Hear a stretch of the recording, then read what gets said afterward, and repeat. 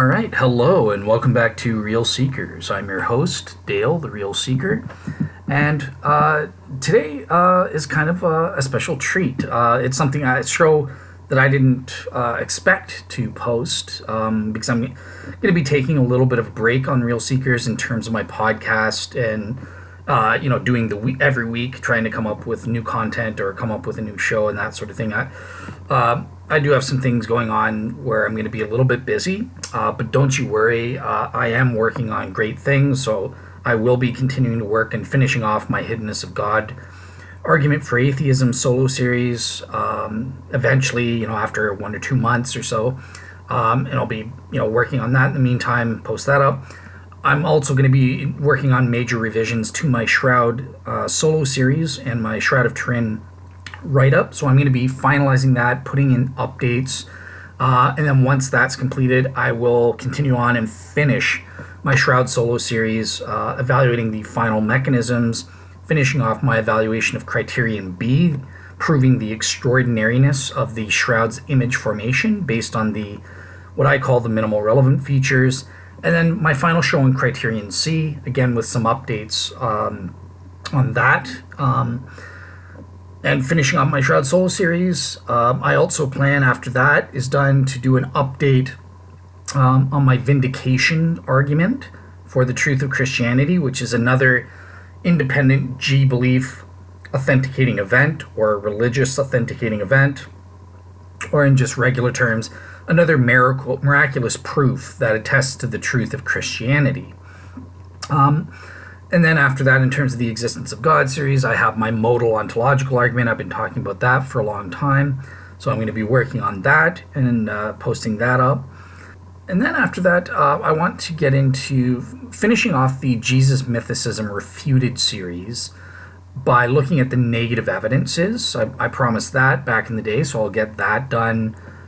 Again, that'll be in the new year, 2023 sometime. And that will lead into my evaluating another Christian evidence, namely the historical evidence for the resurrection. I'm going to get into great detail, just as I did with my Shroud Solo series, on evaluating the evidence for, and again, the historical case for the resurrection of Jesus, and give my unique take on it. Obviously, there are scholars way better than me that have already done that. You've got Caleb Jackson's book, you've got Gary Habermas's work, William Lane Craig, Dale Allison, Michael Licona. So my betters have definitely been there before me. Nonetheless, this is going to be my take. What do I think is the good evidence? What's my case for it? And there is some slight differences there, so that might be helpful for people. But yeah, so that's the plan in terms of solo shows. So yes, I'm going to be taking a break for at least another month or two, whereby I'm not going to be posting shows up on a regular basis.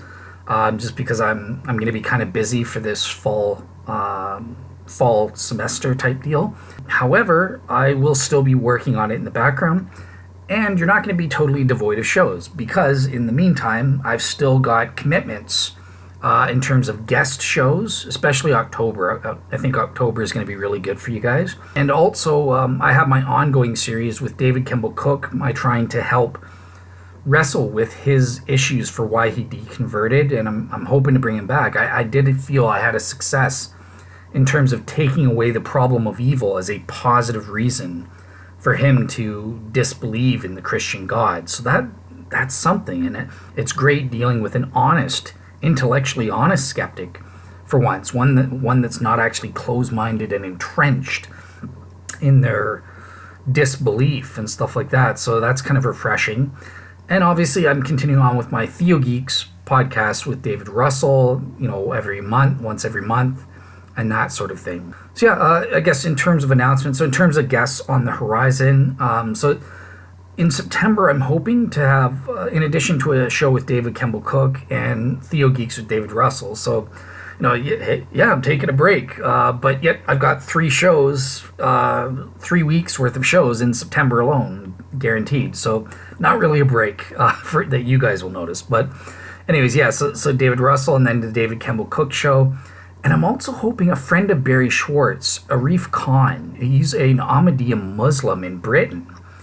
And this is going to be an interesting Shroud Wars discussion or interview with him, because he, as a Muslim, is a pro-Shroud proponent, incredibly. He believes the Shroud is authentic in the same way that Barry Schwartz does. And I want to get his take on that, because that's a take, we've heard from atheists. There are pro-Shroud atheists like John Loken on the Shroud Science group. I'd love to get him on a show, actually. I'm probably going to ask him at some point, because it'd be great to have an atheist, pro-Shroud atheist on board. So we'll see if he agrees. But we've had Jews. We've had Barry Schwartz, unbelieving Jews and stuff like that. They're pro-Shroud. And of course, we've had lots and lots of Christians from all persuasions, Protestant, Eastern Orthodox with Teddy Pappas. We've had Catholics, of course. You name it. But Muslims, there are Muslims, specifically Ahmadiyya Muslims. The Shroud evidence is popular with them. So yeah, hopefully if he agrees to do it, I'll have him on the show, and I can interview him. What is the Islamic take on the evidence from the Shroud of Turin? What's the theological significance? What do they make of the scientific evidence? How does that fit in with their belief system? I think that will be great to see. And obviously, as Christians, this is great news for us. It's a potential avenue to evangelize Muslims and use the Shroud evidence in evangelizing them, because they concede ground that the entrenched Shroud skeptics don't. So that's great. So outside of that, in October, I've got a bunch of guests. So obviously Barry Schwartz will be coming back to do the great presentation, his master's presentation, dumbed down for us, as to the image formation on the Shroud. This is his case proving why artistic mechanisms cannot explain the Shroud's images. We're going to have, who else? So I've got an agreement in principle with Jack Symes from the Panpsychist podcast. He's done some great work, and interviewed a lot of people, including Dr. William Lane Craig, for example. He's got about 35,000 weekly listeners on his podcast, the Panpsychist podcast, where he debates a lot of issues ranging from philosophy of mind and consciousness and stuff like that, all the way to the Evil God Challenge. And that's where I met Jack. He was kind of a social networking contact for me, and he was helpful to me behind the scenes for my Evil God thesis back when I was doing my master's, and gave me, listened to me, and kind of bounced ideas back and forth with each other. So he's one of the people I gave credit to in my dedication page there. So we've got an agreement. Hopefully he's still working on his PhD and finishing off his thesis. So hopefully in October I should have him on one of those weeks to have a general interview and discussion about everything from the Evil God Challenge to consciousness to whatever else he would like to speak on. Additionally, we also have a third guest who's never been on the show, and I'm excited to bring him on board. He's another bigwig Christian apologist these days who's worked with people like Dr. Gary Habermas. He's a medical expert, and he's been making the rounds. Dr. Joseph Bergeron. He's been, he's written articles with Gary Habermas on the hallucination hypothesis from a clinical perspective, proving that hypothesis is pure hogwash and that skeptics cannot explain naturalistically the resurrection appearances. So we're going to be discussing the evidence for the resurrection and getting especially his take as a medical expert, his take on that stuff. He's also semi-interested in the Shroud of Turin as well. So I want to probe him a little bit on his take. He's written a couple of blog posts on the Shroud, and get his take from his perspective about the medical aspects or forensic and anatomical aspects of the Shroud of Turin and how that might relate to the death and resurrection of Jesus and his views. So that's going to be a great show to watch out for as well. Once again, an agreement from him to come on sometime in October. So look forward to that. October is going to be jam-packed, and that's not even including the Theo Geeks or my David Kimball Cook shows. So yeah, this break is not really going to be too much of a break in terms of you guys. It might just be November where it's a little dry in terms of weekly podcasts being posted. So, okay, yeah, so that's it. So guess what? I actually have a show for this week, unbeknownst to me, and it's going to be Shroud related. So I was going over some of my Shroud Solo shows with Teddy and that sort of thing, and kind of re-listening to stuff, and I realized in some of my Shroud shows I did make some selective edits, and I edited out some portions of my shows that I did on Skeptic back on SNS days, but I never posted them on Real Seekers. And I realized, well, why on earth? Let me just edit that together and put up it's brand new content for you guys on Real Seekers here, and you guys might get something out of it. So it's basically two parts. The first part is from my part 6 Shroud Solo Show, and this was a kind of Q&A. Audience members, Shroud Skeptics, who listened to the show kind of wrote in and gave their feedback to it, and this is when it was really fresh. During my first feedback that I got during the first episodes, Shroud Solo shows 1 through 4 type deal, and I was getting in feedback. A lot of Shroud Skeptics were going after me like heck, but I did manage to get at least a couple positive responses at that early time, at least. So I'm going to be going over what the Shroud Skeptics had to say, positive and negative, and I'm going to put that here. That'll be the first clip. And then afterwards, in my Shroud Wars Round 1, where it was me versus Alan, the lay Shroud Skeptic, originally the show was longer than what I posted, because there was a first section of debate where me and Alan were quote-unquote debating. I never really got a chance to debate him because he was very long-winded. But there was a portion of the debate where we were attacking, he was attacking, and I was defending the credibility of STURP as scientists, and he was trying to attack them as pseudo-scientific nutters, is what Alan called these credible STURP scientists. Rather disgustingly, I have to add, but nonetheless, that was the first topic of debate, and that's never been aired on Real Seekers, so I'm going to throw that in after the Q&A from Part 6, and that way all of the Shroud content from SNS will be posted on Real Seekers for you guys. And I might even give at the end of that little part, I might give a little bit of an update, because I found with that section of the debate, first of all, it wasn't relevant to Round 1, the topic, can we prove the Shroud is medieval? And whereby the dating of the Shroud is really the question. So that's kind of why I edited it out. It just made it too long, and it wasn't relevant to the debate topic. But now it makes sense to post it as part of this Shroud bonus video. And because during the debate, again, Alan was very long-winded. We were already passing the 1 hour mark. I kept getting interrupted by him, so I didn't get to give my full opening case.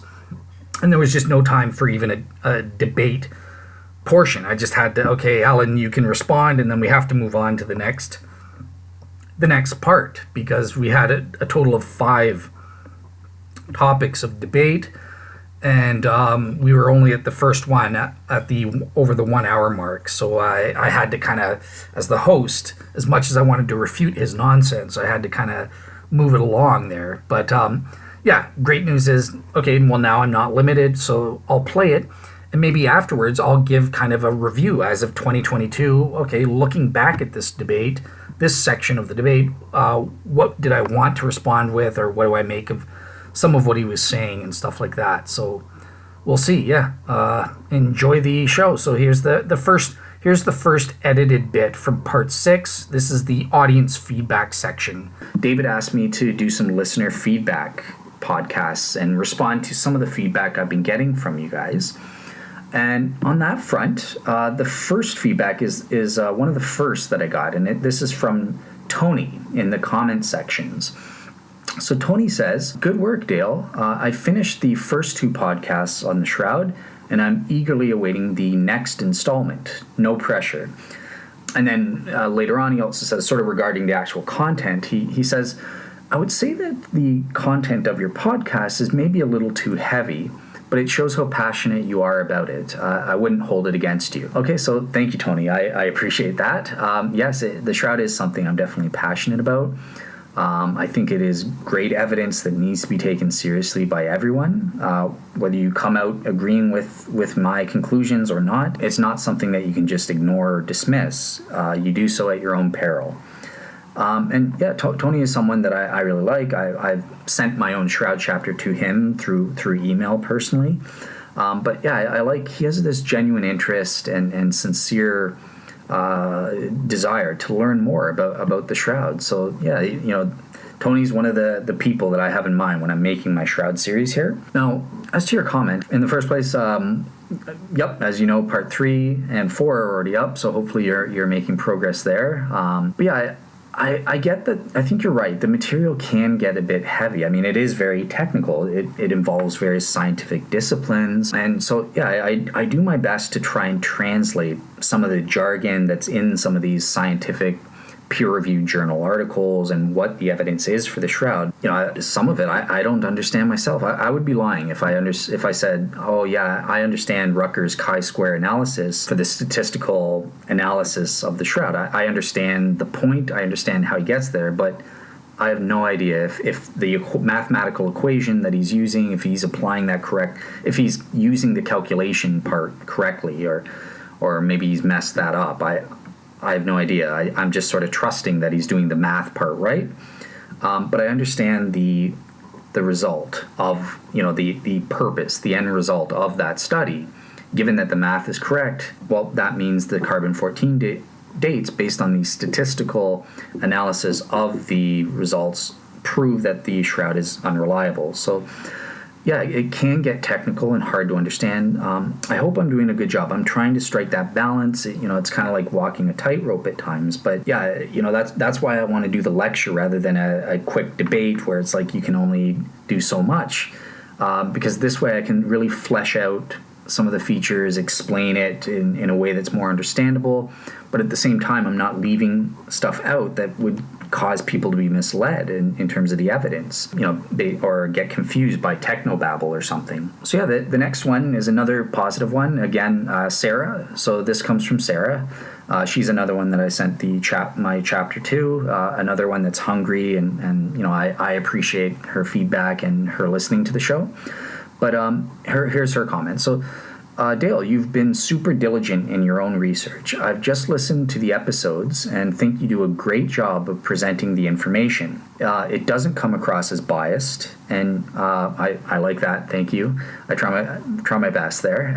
But yeah, and you appear to make a very good case. Well done. I have no idea, having not done the research myself, how to evaluate it.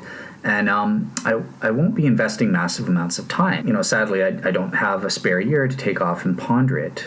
But you clearly know a huge amount about the Shroud, and do provide a compelling case. And it was interesting, so thank you. And I looked to see if you had linked to the artwork.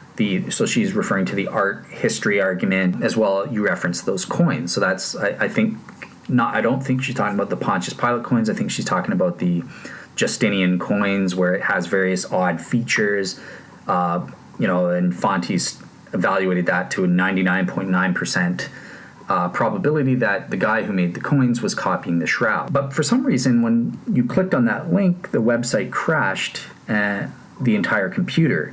Probably Satan, don't you think? Well, Sarah, no. I think that was actually David Johnson. I saw him snickering about something that day. I didn't know what it was at the time, but now I know. I think it was blame David. It was David who crashed. He's responsible for that. But okay, so yeah. And also, Sarah mentioned one objection as well. So she was saying that the only hypothesis that I see as being far-fetched in her humble opinion is the idea that it's a miracle, but a medieval one. So that getting into where I say I don't think the dating is relevant either way. Pretend it's medieval. If it's a miracle, that's good. I need nothing else, But this just seems weird to her, and it doesn't sound intuitively right for Sarah. Either it's the real thing or don't bother. A halfway house miracle helps no one. So yeah, on this front, I just want to say, firstly, thank you so much for the appreciation. As I said, I really like these positive comments, and I appreciate that you get that either I'm not coming across as biased, or at the very least, I'm trying my best to mitigate against that and present the case as fairly as I can. But as to your issue, yeah, I can understand. I mean, I was even going over it with my own brother, and he was saying, Well, it's a little weird. He could get what I was saying, and he said it's valid, but it just seems a little weird. It's a burial shroud.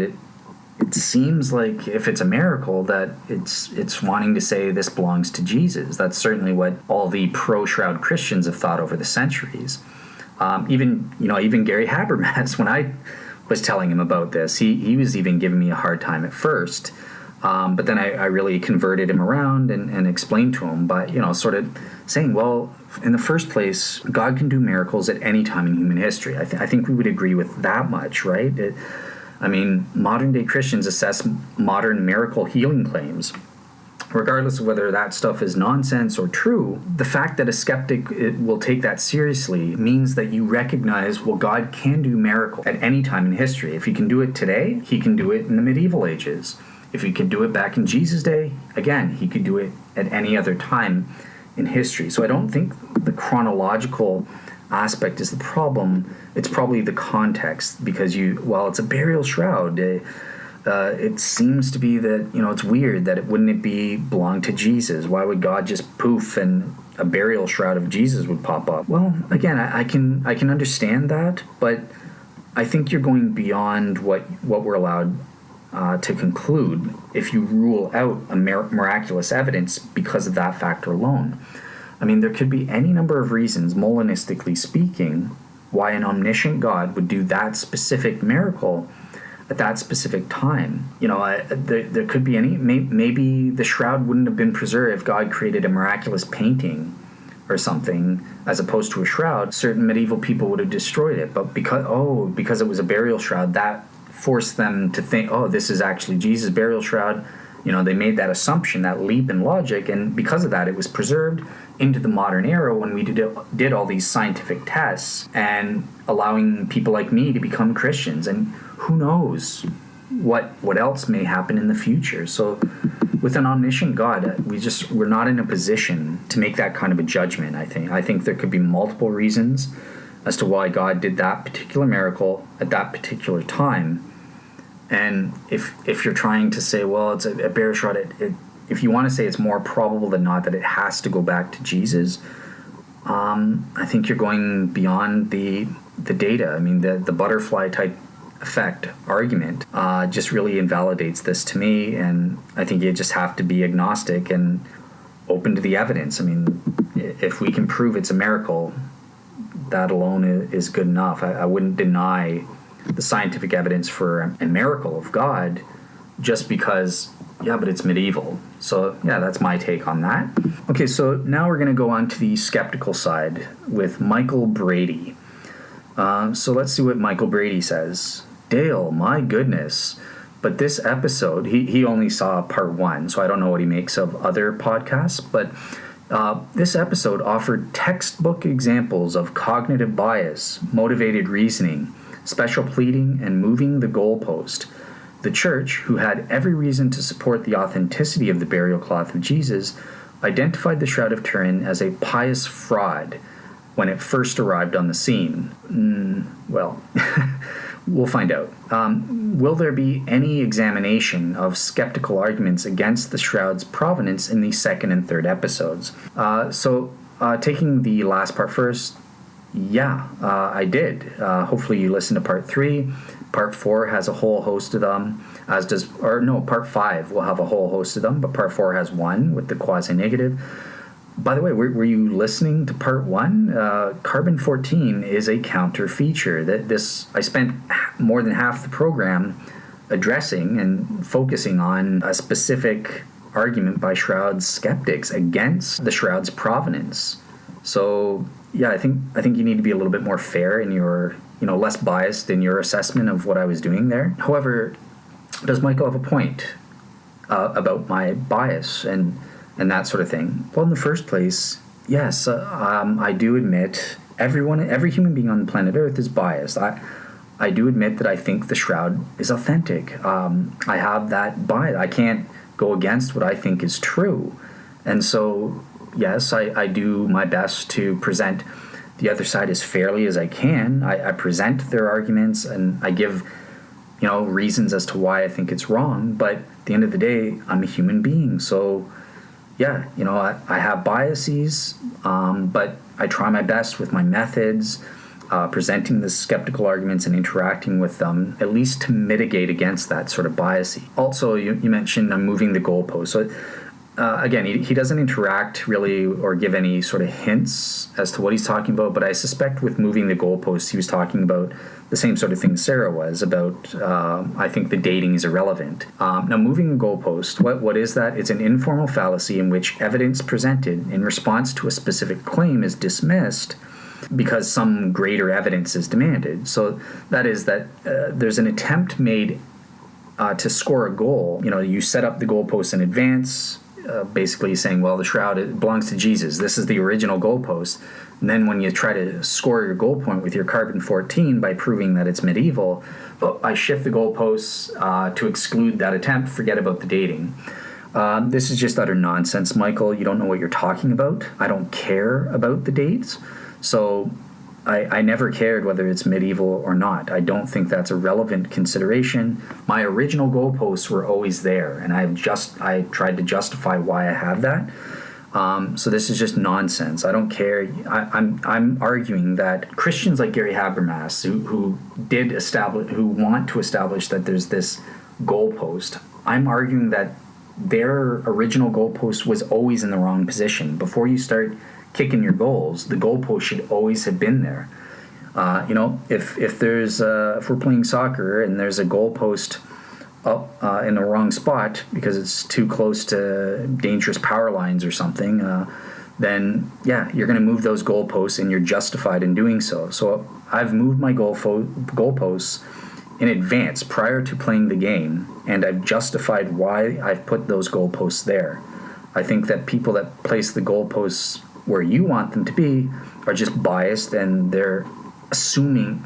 I think they're falsely assuming things are necessary for the case for the shroud. So, yeah, everything I did there was fair. I stand by what I do by saying that the dating is irrelevant. Okay, Tyler B now gets in touch, and he basically says, please, can you get a skeptic on your Shroud series? So far, it's been too one-sided. Now, in the first place, I do admit, Tyler, okay, so I did respond to you, and yes, I think you're right that, yeah, I'm presenting the case as I see it, and as much as the evidence as I can to give everyone a well-rounded education as to what the Shroud evidence is, and that, like I said, that will entail my presenting some bias. I think I'm biased against the carbon-14 scientists. I have no respect for their incompetence, at least the leaders, in picking one sample over multiple samples. They should have known better. This was a problem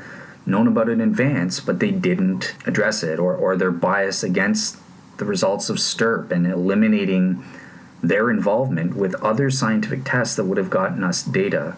It angers me. It annoys me that they impeded science, our scientific progress in this case, just as it annoys me that the Catholic Church is impeding our progress. Let us do a STURP too. I want to get in there, get as much data, and find out the truth as conclusively as possible. But yeah, I admit my bias does come in, and it could be the case that it's essential to get a Shroud skeptic to act as a counterweight. I'm reminded of a debate with Shabir Ali and William Lane Craig, where Shabir Ali, I've worked with him. He's a great guy. I consider him a personal friend as well when I was studying the Islamic evidence. And he brought to his debate with William Lane Craig half a coffee mug, half a cup. And he was saying, that's what these debates are all about. I present one side, and then the other side presents theirs, and then together we have a full cup. We have a full understanding, so we presented that full case so you guys can understand. As I mentioned to you, I'm doing my best to do that, though, already. In my lecture series, I'm presenting the counter features or the arguments by the skeptics, every single one that I'm aware of and that I can squeeze into the 1 hour format. But obviously I need to explain why I think those skeptical arguments, by and large, are garbage, why I don't buy them, and why I'm not persuaded by them. But yeah, I present my sources, I present my reasons, so it's there for you to consider. That said, I have been in talks with Andrew. Andrew is a skeptic of the Shroud, and he's agreed at some point, at various points, to come on and do an actual Skeptics and Seekers show on the Shroud. So, you'll get some sort of challenges on my arguments there. I'm open to anyone else. If anyone else, if you yourself want to come on and do Skeptics and Seekers and challenge some of the things I say on the Shroud. But yeah, I think it's important. I want to do the lecture series. It's better because I can present the fuller case, a more substantial and a fuller case, presenting and fleshing out the details rather than just in a debate format. I've got 5 minutes to make my case and I'm getting interrupted by someone, so I lose track of what I want to say. I get to do a more thought out, a fully fleshed out case for the Shroud evidence to present to you guys first, but then we'll bring in the challenges from people who don't believe what I'm saying with Andrew, or if I can get a Shroud expert like Joe Nickel or something like that who's skeptical to come on, or Luigi Garlascelli. I think I have his email in certain articles, so yeah, I can reach out to him, see if I'll get him. I'm also bringing on Barry Schwartz. He thinks the Shroud's authentic, but he would be a skeptic in terms of my arguments that the Shroud is supernatural or is a G-belief authenticating event. So, maybe you could consider him a skeptical counterpoint on the show. But yeah, I stand by the fact that we need this lecture series, which can be supplemented by debate. And I stand by my record. I really think that I've done my best to present as much as the evidence, pro and con, as fairly as I can. So, I hope, I'm sorry that it comes across as being too one-sided. Yeah, I'm doing the best I can. I provide the sources.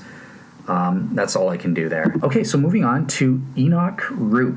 He says this, I think it all rests on a very long string of maybes and what-ifs, referring to my case for the historical provenance of the Shroud. Later on, he then says, okay, so Dale, you seem to accept that there is a lot of the evidence is largely circumstantial. There are a lot of circumstantial arguments that I presented, but that's not invalid just because it's circumstantial. You know how many people get convicted just on circumstantial evidence alone? I mean, there comes a point when the circumstantial evidence can tip over to the point where you're unreasonable for not believing something. So yeah, like things like the textual evidence, the textile evidence for the Shroud. Well, that can prove it's consistent with the 1st century AD date. Consistent with with Jesus being buried in it in Jerusalem. That doesn't prove a direct link to Jesus. It's circumstantial in that way. That doesn't mean it's irrelevant, especially when combined with the overall cumulative case. And based on the cumulative case, circumstantial and direct evidences combined linking it to Jesus, I think it's more probable, personally. So yeah, I would agree there are no clinchers in his view. Same with me. Apart from the Siderium, possibly, I wouldn't say there are any clinchers, but there are good reasons, I think. And then he says, a sophisticated forgery seems to me like a live option. So we cannot know that no one else went through a similar ordeal to Jesus. That is just an assumption by me.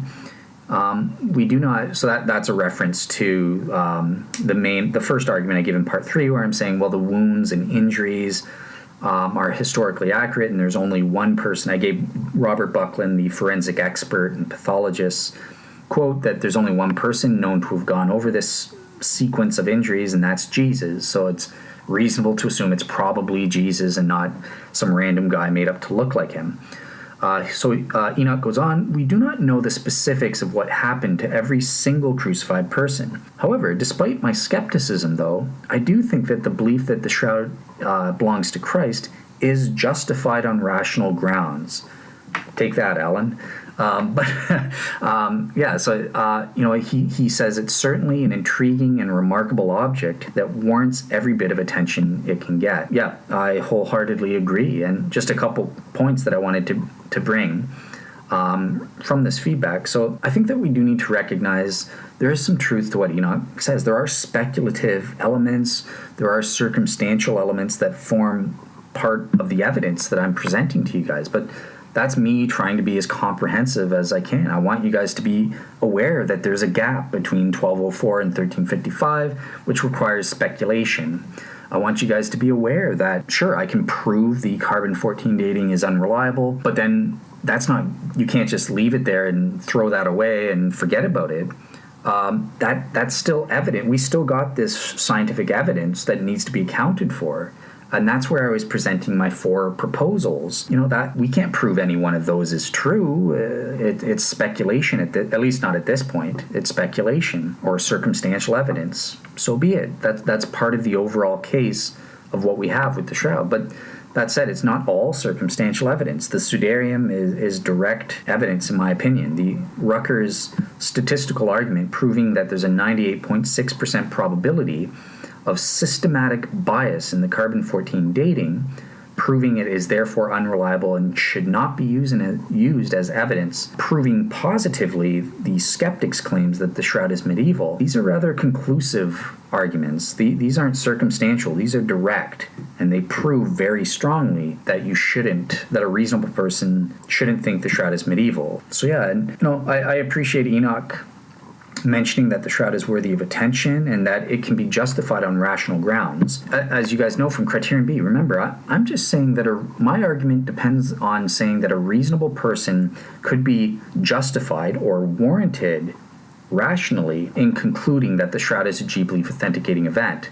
I'm not trying to argue that all reasonable people have to make that same conclusion. I actually do think that reasonable people can disagree that the Shroud constitutes a G-belief authenticating event based on my arguments or reasons. However, if I can establish, as Enoch admits, that a reasonable person could, well, then my argument from undue confusion and God not allowing undue confusion in my 11 premise argument, that's where it takes up and then provides me the warrant for thinking that Christianity is true. So, yeah, thank you, Enoch. I appreciate that. You're basically establishing my point that the Shroud evidence can potentially fulfill my criteria as I have laid it out. All right, so now we come to my good buddy, Alan, the Shroud skeptic. And I have to say, I think of him as my own personal Shroud nemesis of sorts there, because we've had several interactions on the Unbelievable boards. There's so many comments to choose from, so I'm not going to read out any specific one yet, because I know he has an upcoming critique that he's going to give based on the actual evidence. He hasn't really had a chance to provide any substantive points yet, apart from maybe 1 or 2 throwaway things. But yeah, basically he denounces all my podcasts and evidence for the Shroud as utter dribble, 100% garbage. He used a different word there, but yeah, there's not 1 ounce of evidence or reason to back Dale up. But yeah, he's the type of person, when I think of Shroud skeptics, being arrogant or boastful in their claims, Alan's the guy I think of. He's making very claim it's obviously a fake. Any child can instantly recognize this is an artistic forgery after a couple minutes, and many quotes to this sort of effect. And don't get deluded don't get tricked by my claiming Alan as my nemesis. I actually do like Alan, and I respect him. I admit that he does have some good knowledge. I've seen in other posts, months back, that he does have some knowledge, albeit from a skeptical perspective only. I do think Alan is ignorant when it comes to the positive side that the actual experts, like STURP scientists, have proven about the Shroud scientifically. Yes, I'm saying proven. I know he doesn't like me saying science can't prove anything, but that's the way I talk. But yeah, I think so. I think he is not so knowledgeable. For example, I mentioned, that an artist can't create the blood stains, and this is ridiculous. Of course they can, or something like that. But then I point out, well, what about the invisible serum retraction rings that have been scientifically proven to be on the Shroud using ultraviolet fluorescence studies? This was done back in 1978 with STURP. And Alan seemed to be completely oblivious to this. He didn't know what I was talking about. He's like, invisible? What are you talking about here? So, yeah, this is sort of the typical Shroud skeptic. They do their little research from their skeptical side, but they don't consider the positive side, and that because of that, they don't have this full or rounded out understanding of all of the evidence when making their conclusions, and because of that, they make these boastful, erroneous claims, but it ultimately results from ignorance, I think, on their part. But yeah, we'll see what Alan has to say on that, because he is going to give a devastating critique at some point, so with specific details responding to my substantial evidences. So yeah, I look forward to seeing what he's got there. Now, one thing just on the substantive end, because I said Alan did at least now provide one or two little bits, and really this is on the issue of carbon-14 dating. So here, he in the first place, he sort of chides me because I bring up young Earth creationists, those three assumptions for radiometric dating to work, and I say young Earth creationists question the first two, which they do. It is possible, and he's like, well, what about isochron dating? That tackles the first assumption where we can know the original amounts. Well, no, I'm sorry, young Earth creationists know about isochron dating, and they have counters. Whether they're good or not, you can decide. Or he says the rate of decay, we know that's always the true. Again, these boastful claims. But young Earth creationists, there have been scientific studies showing by Stanford University that the rates can change. But again, this is all irrelevant. It doesn't matter because that's not part of the shroud. I said we can assume these assumptions are great. It's the issue of contamination or leakage that applies to the Shroud of Turin specifically. And here he's got, so far, the only thing he's really said is that he likes to attack my neutron flux. Oh, Rucker's crazy, Mark Antonici, they're all crazy. This neutron flux or absorption hypothesis is pure nonsense. And then he thinks that refutes the fact that the carbon-14 is unreliable. It doesn't, though. The arguments, there are three arguments I presented to establish that the carbon-14 is unreliable. Number one, they only took one sample as opposed to multiple samples from different areas to help mitigate against the contamination problem. Alan himself admitted, yeah, that's a problem. I don't know how big of a problem he thinks it is, but at least he admits they should have took multiple samples. So he is honest on that front. Second problem, the location of the sample has been documented, scientifically documented, and was known to the carbon-14 scientists at least 2 years prior with the Turin protocols in 1986 to be a problematic area. I provide the raised sample. Remember I discussed that? There was cotton, which was found in the raised sample in 1973, non-representative to the rest of the cloth and known to be the case. I also provided you a source in part 2 called Weighing All the Evidence. If you go to the 25-page article on page 3, they also mention there is the blue quad mosaic image evidence showed that there was multispectral false color images reflecting the surface chemical composition of the area where this carbon-14 sample was taken from was non-representative to the rest of the shroud. What's more, ultraviolet fluorescent images were taken by Vern Miller, and it showed that the area they took this sample from for carbon-14 dating was darker than that in that region than what was presented with the from the other areas of the shroud cloth. Yeah, based on these analyses, it was scientifically documented that this is a bad location to take the shroud the shroud sample for dating because it was non-representative to the rest of the shroud. I don't know if Alan is going to agree with that or what he's going to say to that, but that's scientifically documented. I've provided the proof or the sources that I use for those claims. That's in part 2 podcast it's the D source where it's the weighing all the evidence says, and page 3 of that 25-page article. So, and then thirdly, we have Rob Rucker's part 1 and part 2 articles on the statistical analysis using that chi-square test that the radiocarbon scientists themselves used to make their conclusions, and using the data the carbon scientists provided, he statistically proves that there is a 98.6% probability that some kind of systematic bias was at play. Obviously, Rucker thinks that's a magic solution, a supernatural neutron flux. And Alan and others take issue with this. Oh, this is pure nonsense. Fine, irrelevant. Throw the neutron flux out, throw all those speculative proposals or supernatural magic, throw those explanations out.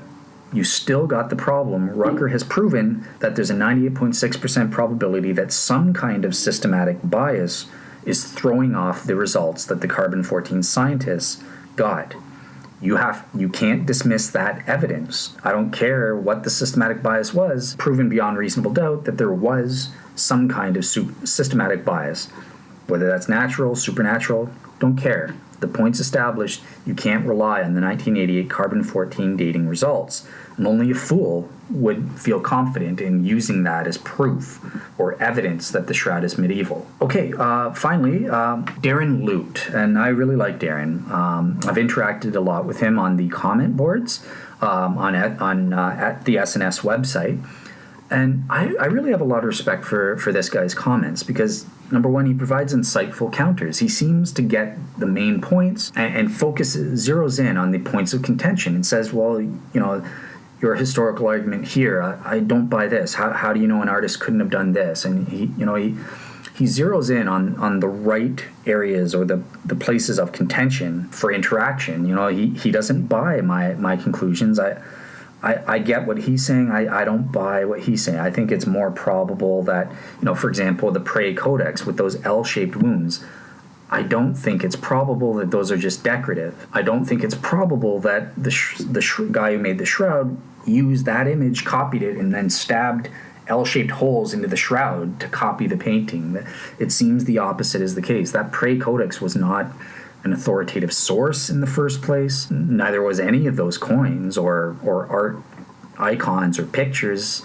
Why would someone using a burial shroud poke holes based on one non-authoritative image of Jesus? It seems less probable to me than the opposite of the guy who made the Prey Codex was copying the Shroud. Also, if people did make the Shroud image copying all of these art images, all those odd features like the triangular shaped wound, the three-sided box on the forehead, the transverse line across the throat, plus L-shaped holes with no known reason why someone would want to copy those elements. Bear in mind, the Shroud is the only object that has all of these weird things in one source.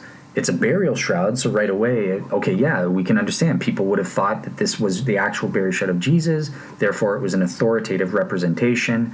That's why these copyists are copying it in their paintings. But they don't include all the features. They don't include some of them. The Shroud is the only source that's still around that has all of them, all in one. Plus, you'd have to say this artist was able to do all of the anatomical accuracies and invisible features of the bloodstains, which is just impossible.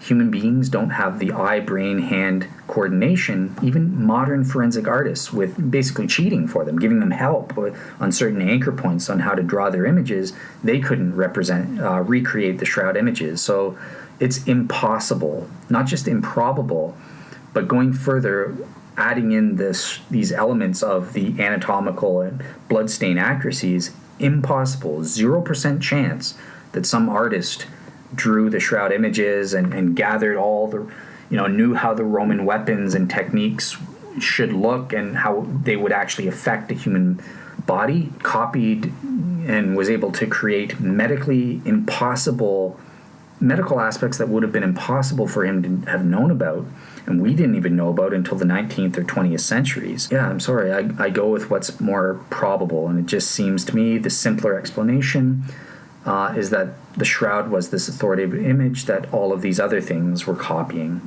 So that's my take there, Darren. I think we'll finish off part 6. That'll be it for this time. Next time in part 7, we're going to finally get into image-forming mechanisms, the first ordinary artistic hypothesis, and assessing that in light of the minimal relevant features of the Shroud, and that's Walter Macrone's the painting hypothesis. This is the first Shroud skeptical theory. You'll see conclusive proof. This hypothesis is garbage. It was scientifically falsified, much to the chagrin of desperate Shroud skeptics like I'm sure Alan. I know Alan, you're probably foaming at the mouth right now.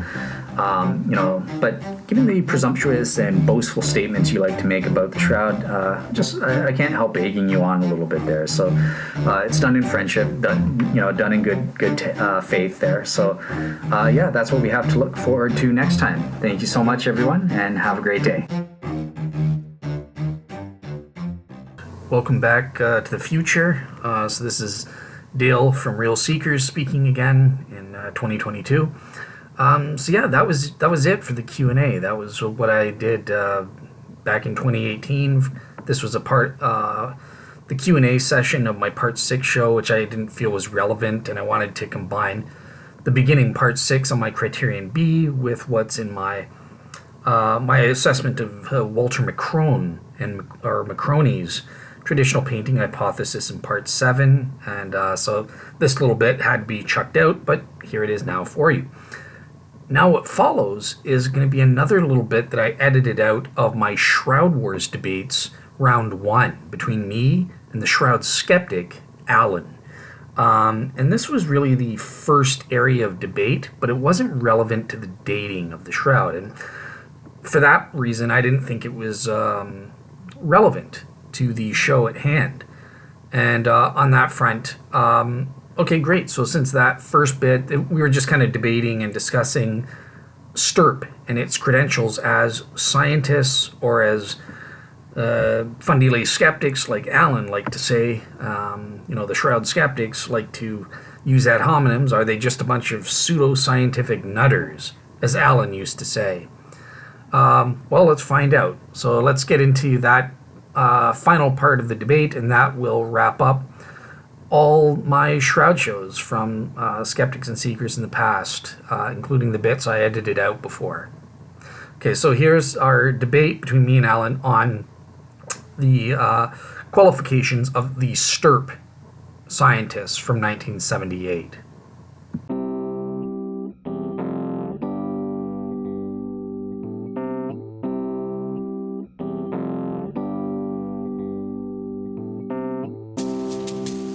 Well, hello and welcome to Skeptics and Seekers. This is a special episode that we have coming up for you guys because, first of all, I'm Dale, representing the Christian or Seeker side. And, of course, we have... Oh, wait, it's not David this week. Who do we have as the Skeptic? We have Alan. Woohoo! And guess what? We finally have our special episode, round 1 of the Shroud Wars, as Tyler has called them. Me and you, Dale, mano a mano. There you go. Finally, a fair discussion. We got both sides. Alan, I'm excited to have Alan. He was kind enough to come on and give his take, which I know many of the skeptical listeners will definitely appreciate. I just wanted to say thank you very much, Alan, and welcome to the show. Thank you very much. Excellent. So what we're going to be discussing today, we're focusing specifically on, can we prove that the Shroud is medieval? And for this round, it's going to be Alan that's making the affirmative claim that, yes, we can. And we're going to be discussing various evidences that he has. Talking about defending STURP, first of all, and or attacking STURP. Secondly, the relevance of the dating. So if, this is my argument where if it is medieval, so what? And then we get into three evidences for how Alan proves it is medieval. So firstly, we have the memorandum from 1389. Then Alan's going to be going into the Pilgrim's Badge, or the medallion argument. And then finally, we're going to finish off with the Carbon 14, the slam dunk, as Alan has called it. But just before, sorry, go ahead, Alan. No, I was just laughing. Okay. Perfect. Absolutely, yeah.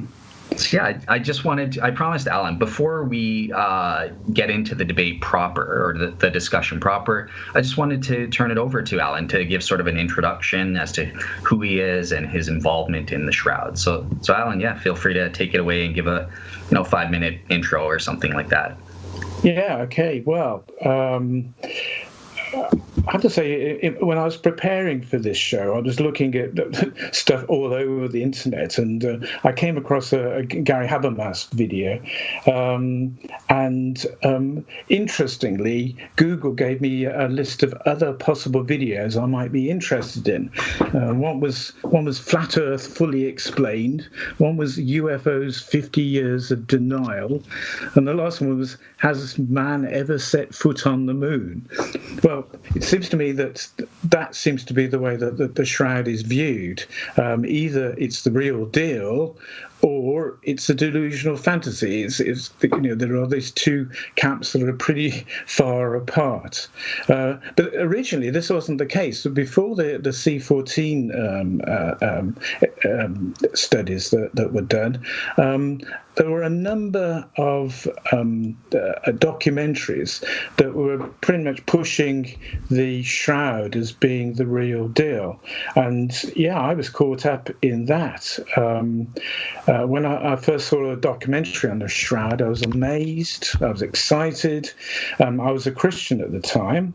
It wasn't important for my faith because whether it was a icon or a relic, a real relic, was irrelevant. But of course, it was really interesting. If only there was a piece of cloth that bore the image of a crucified man with realistic wounds, that was actually a photographical negative, and contained within it 3D encoding that would be totally beyond the capability of a medieval artist. At least that's the way it was presented. Additionally, we also had this idea that there was pollen on the Shroud that proved conclusively that it must have been in Jerusalem. These are things I can remember from that time. Obviously, there are more things that were included within the documentaries. Do you mind just a quick note? Like when about was this that you saw the doc? Was it the 80s or 90s? Or? I think it will be 70s, 80s. Okay. Obviously, before the C14, so it would be probably early 80s, then I guess, wouldn't it? Something like that. Yeah. Okay, cool. All right, good.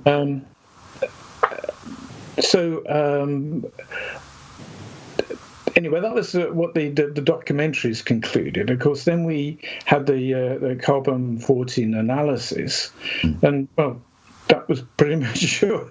It was kind of like a bit of a disappointment. You kind of keen to actually see this thing as evidence of something unusual and spectacular that occurred, but there it was. I think at that time, although I was a Christian, I didn't have any problem with carbon-14 dating. That was what scientists were saying definitely occurred, and I accepted it. And well, I still do accept it. I don't think anything has changed there. So okay, so that's my intro. So that's Alan, everyone. That's Alan in a nutshell, so to speak. So, I just wanted to give Alan sort of a brief intro. Obviously, through my Shroud series, people know about me and my stance and how I came to the Shroud. Interestingly enough, it was also through Gary Habermas who kind of introduced me to taking it seriously as well.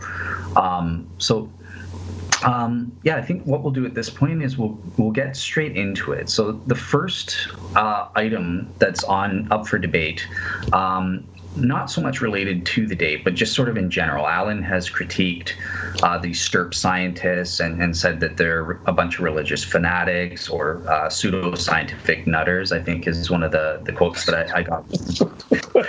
I love that one. But thank you very much. We heard Barry give his sort of defense, and I wanted, Alan, here's your opportunity to sort of get into what do you mean? Like, what do you mean when you call them practicing pseudoscience? Okay. So what is it, this pseudoscience? Firstly, what I'd like to do is tell you just as an anecdote, a short story of something that had occurred to me a few years ago. Right, so I was visiting a UNESCO World Heritage Site in England, Iron Bridge in Shropshire. Now, the Iron Bridge was the first bridge made completely of iron. It's an impressive sight, as you see it on the river. If you look at the reflection of the bridge, it forms a complete circle. So it's quite unusual, and of course it's one of the founding things of the Industrial Revolution. I had a look in the museum next to the site and discovered that the authorities there had encountered a problem in presenting the history of the thing, in addressing the who, when, and how. They discovered that although they knew how it was cast, they had no idea how it was built. All the records were lost. So the bridge was built about 1780, and the only way it would stand up was if two giant pieces of iron leaned up against each other. But how would you lift the pieces and position them precisely? But the typical method of lifting at this time was block and tackle as used on wooden sailing ships. Well, this bridge was 400 tons. Well, that wasn't going to happen. So, but they managed to find a clue in some papers that were around at the time. This concerned the building of a large scaffold. So in the museum, they created a model of how they thought this would look, with ideas on how it was constructed. I'm sure that you, Dale, and any people listening will probably get an idea of what I'm connecting this to. However, in 2002 or thereabouts, they came across a Swedish painting that portrayed the bridge during its construction. There were a couple of derricks, and indeed, they had only used block and tackle. The moral of the tale is, firstly, don't be so arrogant as to assume that people in the past don't have the ability to construct complicated things. That is a problem of your imagination, not their ability. Secondly, don't jump to conclusions. Failing to even investigate how people of the time would approach the problem is poor science. So we're going to be kind of harking back to that constantly, in that a lot of the things surrounding the Shroud are just that people have come to a conclusion not based on following through properly in using the scientific method. Now, as far as STURP is concerned, I'll just give a brief intro of what they were. The Shroud of Turin Research Project was an American team formed to study the Shroud. The members mostly coming from weapons labs in the US. If the Shroud was a bomb, these were the guys to research it. Tom DeMuller, is it? Pronunciation. Was a founding member of STURP and was president of the organization from 1978 to 1996. And in a presentation on the Shroud, he said the following: "It is the same with this tool the Lord has given us. He has given it to us not to be out there talking about the Shroud, but to be doing diligently the work he has set before us in our research, so that the tool is available to others. It is a marvelous instrument that he has provided. There are some things that are very important. Back in 1978, when I first became associated with the effort, I had just spent a year on my knees before the Lord in all areas of my life. When I first met John Jackson, John was the Pied Piper of the whole show. Mike Miner, he was persistent and drew me into the centre. And I remember at the Air Force Academy, we had a meeting and we were told that we had permission. And from there, John and Eric set about bringing a scientific team together. We formed a non-profit making operation. We raised money, brought the team and equipment together, tons of equipment, and choreographed a test program in a dry run over Labor Day weekend. It was all done in a pretty short period of time.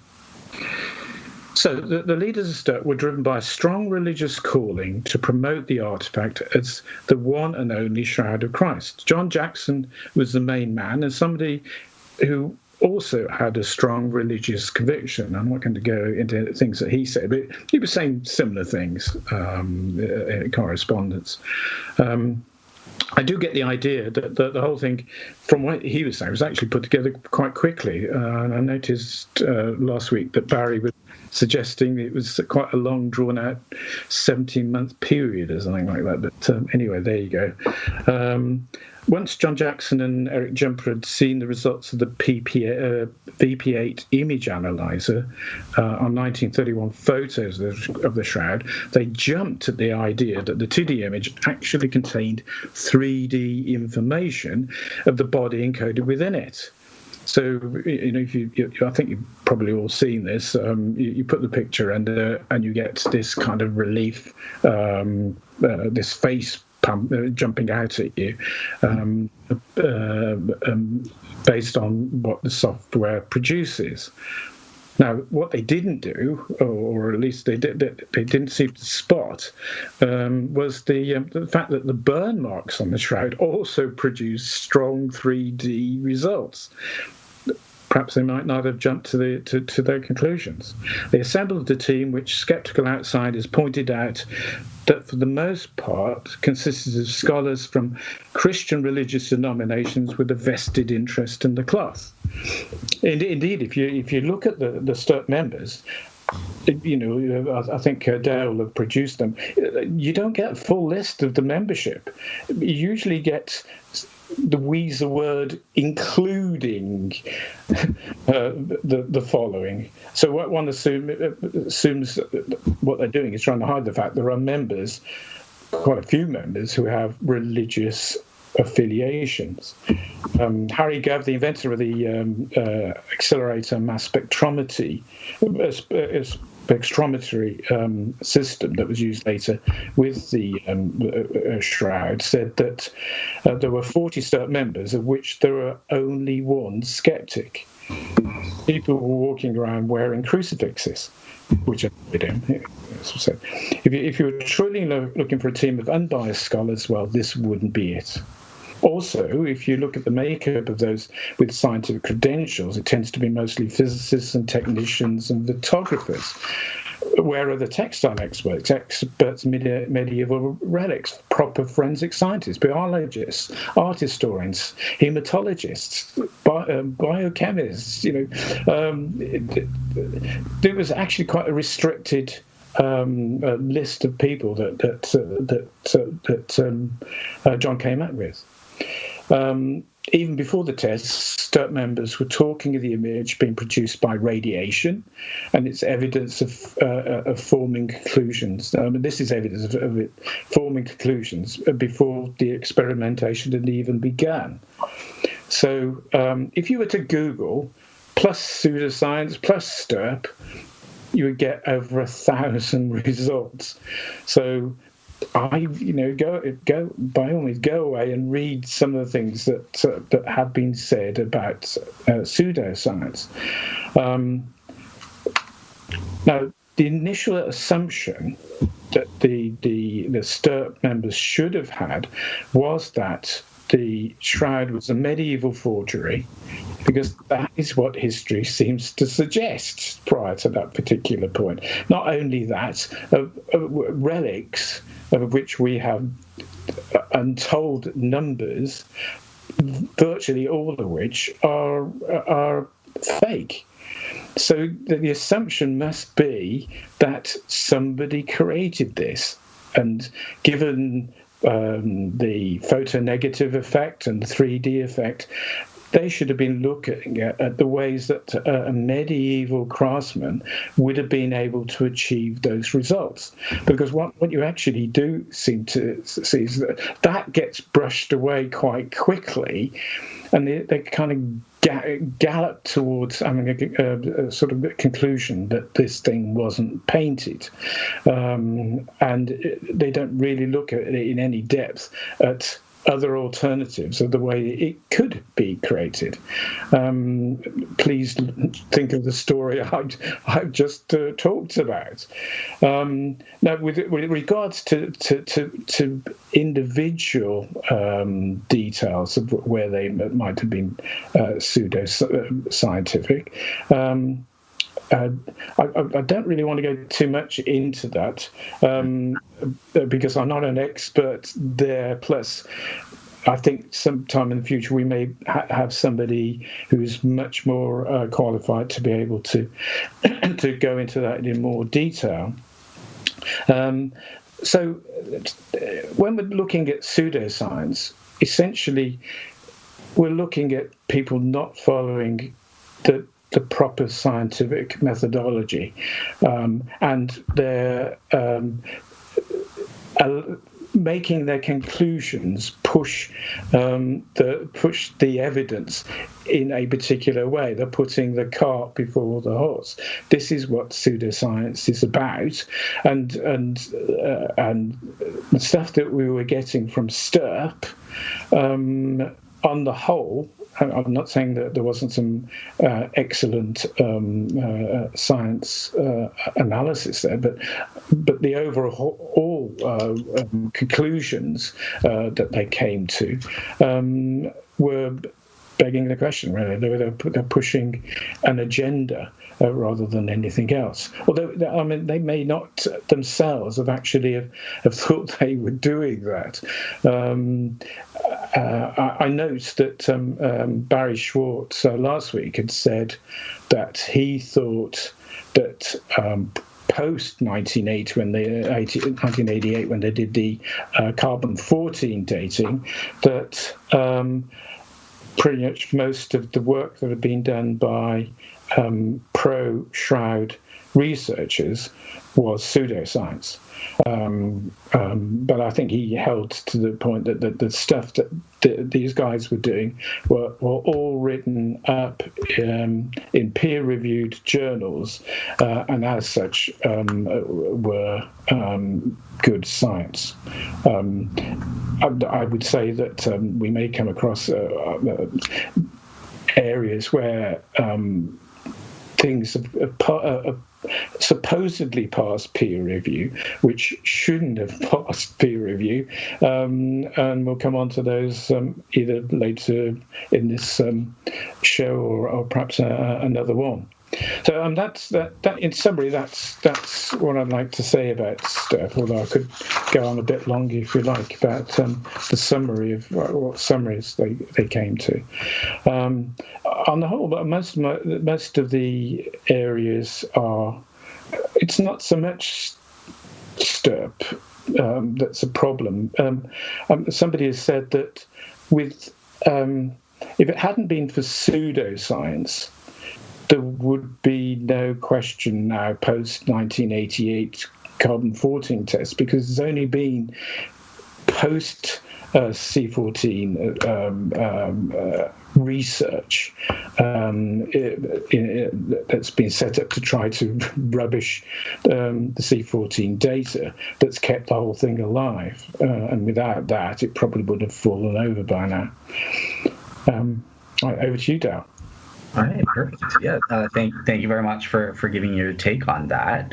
Obviously, I don't agree with much of what you're saying there, because in terms of who the STURP scientists were, just in terms of who they were, these were qualified experts from some of the world's most prestigious institutions that were selected, as Barry mentioned, for the purpose of fulfilling their expertise. We had image specialists that like Don Lin. We also had Ray Rogers, who I think you even admitted he was a good chemist. I know you don't agree with everything he says, but he was in charge of the chemistry division. John Jackson, he was a physicist for the U.S. Army or Air Force. So Air Force, yeah. Air Force, yeah. In terms of who these scientists were, these are qualified experts. That their areas of specialization were suitable for the task that they were assigned in terms of studying the Shroud. So yeah, I think they were good scientists on that front that were qualified to do the task that they were assigned to do in terms of answering the question, how were these Shroud images formed? Now, one thing Alan has mentioned in the comments is on this front, and I don't know, he hasn't made it here, so this is based on comments he said, but he's like, yeah, but certain experts with qualifications can get defrocked, right? There are historians that deny the Holocaust and they get their credentials taken away or that sort of thing. But I would just mention no one that I'm aware of on the STURP team has ever been defrocked because of their work or even their conclusions about the Shroud. I mean, sure, there are certain, like John Jackson, he's a Catholic. He believes in a supernatural mechanism. That's what he advances for. But even with that, he hasn't been decredentialed or defrocked in that way. So I don't think sort of going after who these people were as scientists is the way to go. No, I'm not saying that. And I think Andrew pointed out last time that it's not whether or not you've got qualifications that matters. It's the case of whether or not you're doing good science. So that's my next. Right. So it's okay. So I'm not knocking people whether they have whether they're qualified or not. I mean, there is an issue if whether or not they're doing research out of their normal speciality. That clear, and we do get that. Not so much here, but in later researchers. We get that a lot. You know, it doesn't matter what subject, they'll provide some research on it, despite the fact they don't have any particular knowledge in that area. So it's not about the qualifications; it's about whether or not they're doing good science, and it really doesn't matter about whether or not something is peer reviewed. Since again, the other issue is whether or not the things are replicable. It's you being able to actually replicate the experiments and come up to the same conclusions. Those are the things that really matter. It's not the fact that you've managed. You know, you don't prove anything by getting your work published in a peer-reviewed science journal. So yeah. I'm not trying to put these guys down from that point of view, but it doesn't matter what their qualifications are if they nevertheless do bad science. Yeah, and Ray Rogers is a case in point. As I said, he is a good chemist. I think he was. If you're wanting to know about the stability of explosives, he's your man. And but it doesn't mean to say that you can't be influenced and start going into pseudo-science where you come up with a conclusion and then you try to come up with the evidence to support the conclusion. And probably we'll find out about that a bit later. So anyway, there you go. So. Okay, so yeah, I was getting to that stuff. So that was my next thing was, okay, so what about the methods? Was the methodology that STURP employed pseudo-scientific in nature? And I mentioned on the show on Barry, we have freely available to anyone that wants to check it out that 62-page operational test plan that took 17 months of painstaking effort to go through, and it was submitted and approved because it was so rigorous. Walter McCroney submitted his own test plan, and that was rejected. Right? I think Barry mentioned that as well. If not, then I'm mentioning it. But what I would say, so have you taken a look at their operational test plan? Like what specifically in their test plan, in terms of their methodology, which they followed meticulously, right? They didn't stray from their methodology or planned operational plan. Like what would you say specifically in there is pseudo-scientific? How is, or is it just because it's the conclusions that they draw that you're taking issue with, not so it's the way that they approach the studies. For instance, say with John Jackson, who has already convinced himself that the image is created by radiation, but it's completely unscientific. There is no basis for that at all, and therefore looking at air gaps underneath a shroud lying over a person. Well, that's ridiculous. And how on earth you could actually even do that experiment? It makes no sense at all. It presupposes that it is possible for a body to emit radiation over a gap, i.e., a non-contact formation. So it's kind of embedded within the way that they approached this thing. I'm not saying that that's conclusively the way. I mean, as you know, Walter Macron was probably the most famous scientist they had on the panel, and he wrote the book literally on microanalysis and microscopy. I think it's five volumes worth of the thing, and he was worldwide renowned.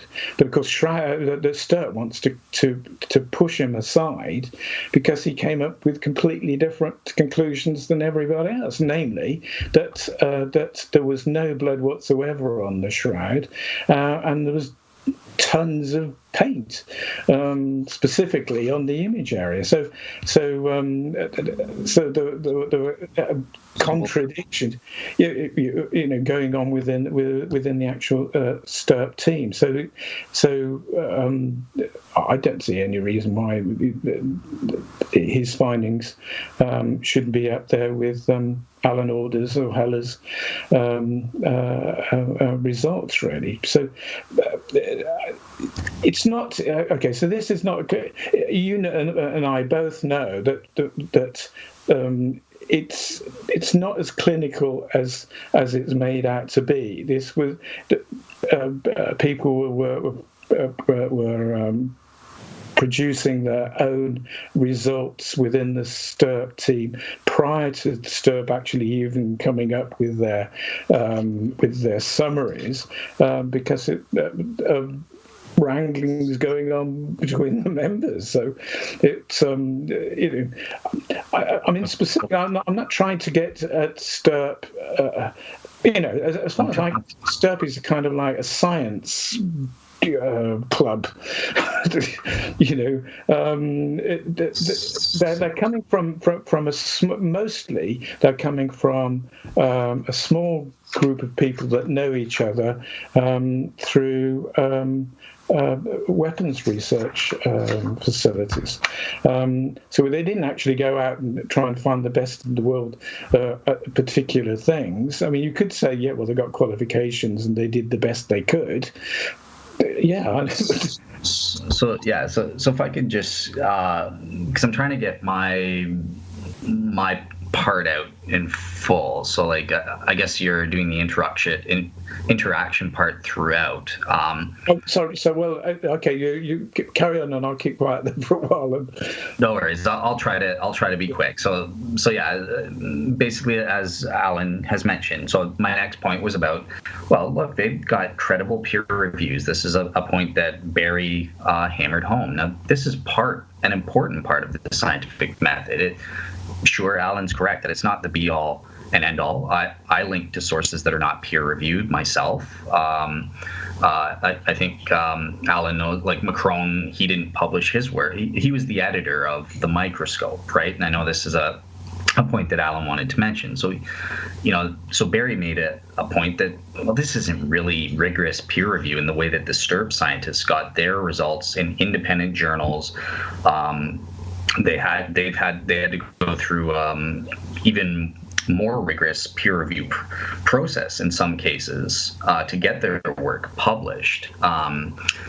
So yeah, I want to support Alan in saying that, well, yeah, just because something's in the peer review doesn't mean it's gospel. I mean, obviously, the 1988 radiocarbon 14 is in the journal. It's in a peer-reviewed journal, Nature, right? So, but it adds a layer of credibility, meaning that I think you need to take the results seriously. And in terms of STURP itself, okay, so individual team members like John Jackson believe in this radiation hypothesis. That's not a part of STURP. You'll never see that in STURP's conclusions, right? And that is available on Barry's website. So I'm trying to focus it on STURP. I know that individual STURP members, and that just because they come up with supernatural theories doesn't mean you should reject that. That's having a bias against the supernatural that needs to be justified as part of a philosophical debate or that sort of thing on the possibility of miracles. But in terms of STURP proper, John Jackson never wrote anything in his official capacity as the leader of STURP or a part of STURP talking about his radiation hypothesis. I mean, as far as I know, that didn't even really come up until 1990 when he first published a paper talking about his cloth collapse hypothesis and that sort of thing. So I just wanted to clarify that. STURP's conclusion was, look, these are our conclusions. It's not a painting. It's not a scorch. It's not a photograph. As to what it is, we don't know. We've scientifically eliminated these options and through the facts that we've discovered. And in terms of the results, I mean, Shroud skeptics, including Alan, I think, he may take issue on certain ones, but many of the facts like body image superficiality, body image uniformity, or the tridimensional, I know Barry doesn't like when you say it that way because it's slightly misleading, but there is topographical information encoded in the image densities. These are the types of facts that STURP discovered, and it's in the peer-reviewed literature. And Shroud skeptics don't deny this. Walter McCrone doesn't deny these facts. Harry Gove himself, when he was doing the carbon-14, was shown some of these results and admitted, yeah, these are true. I've seen it with my own eyes. STURP scientists showed him some of these things, and he agreed about them. So when I'm establishing STURP, I'm saying, look, these minimal relevant features, at least, are true, and these are in the peer-reviewed literature. As to conclusions about, well, is it radiation or that? Sure, that's more controversial. So let me think. In terms of pseudoscience, in closing, just to finish this off because it's going so long. So pseudoscience consists of statements, beliefs, or practices that are claimed to be both scientific and factual, but are incompatible with the scientific method.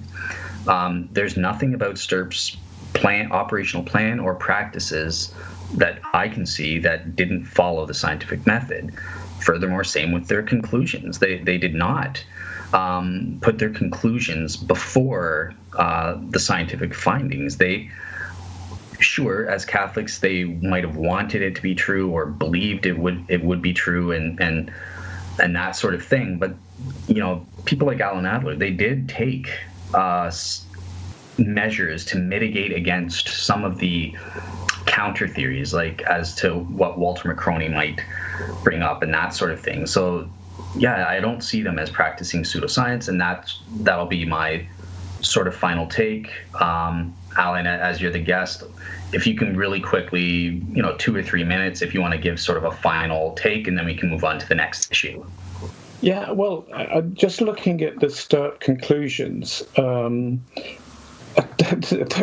they're astounding, really, in what they're saying. I think, although you talk about topographical information, and that's kind of like now looking at it in a different way. I mean, what they were saying was that analysis by the VP8 image analyzer shows that the image has unique three-dimensional information encoded in it. Actually, it doesn't. It doesn't contain any 3D information encoded in it. But that's the assumption that they're making, or that's the conclusion they're coming to, without going through a full analysis of the way in which the VP8 analyzer actually works. They didn't do it. They conclude for now that the shroud image is that of a real human form of a scourged, crucified man. It is not the product of an artist. I mean, how can they say that? That is so bad. It's just completely wrong. The blood stains are composed of hemoglobin and also give a positive test for serum albumin. Well, again, that's a question mark. As you probably know, somebody disagrees with that. The image is an ongoing mystery, and until further chemical studies are made, perhaps by this group of scientists or perhaps by some scientists in the future, the problem remains unsolved. Okay, yes, I mean, I do agree that there's certain things, certain tests that were done, which do show that the image is restricted to the fibres of the cloth. I'm not rubbishing everything that these guys actually did or said.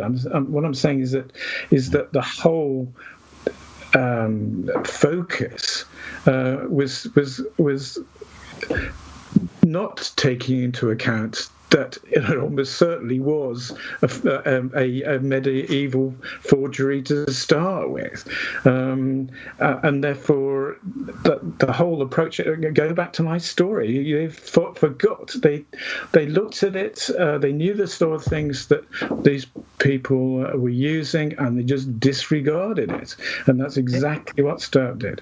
Okay, cool. So with that, because it's already almost been an hour, and we're still on the first issue, right? So yeah, I'm happy to give you the final word there, and I think Alan raised. We'll go on. I think. Yeah. So I'll just say Alan raises some interesting questions, and my replies here are trying to be general because it's about defending STURP. We're going to be doing round 3 where we get into the details of, well, is there this three-dimensional feature, and raise those sort of issues. So I'm avoiding that on purpose. I'm saving that for round 3, and I was just sort of giving a general defense. So with that, let's move on to our next issue. So this is going to be my unique take, and it's on the relevance of the dating. So okay, well, welcome back to the future. This is Dale from the future, from 2022, from my Real Seekers Ministries here. And that's it for the clips. These 2018 shows, so I did my Part 6 Shroud Solo Show back in 2018 on SNS. And then same deal with the Shroud Wars debate, round 1 with Alan that you just heard, that last clip.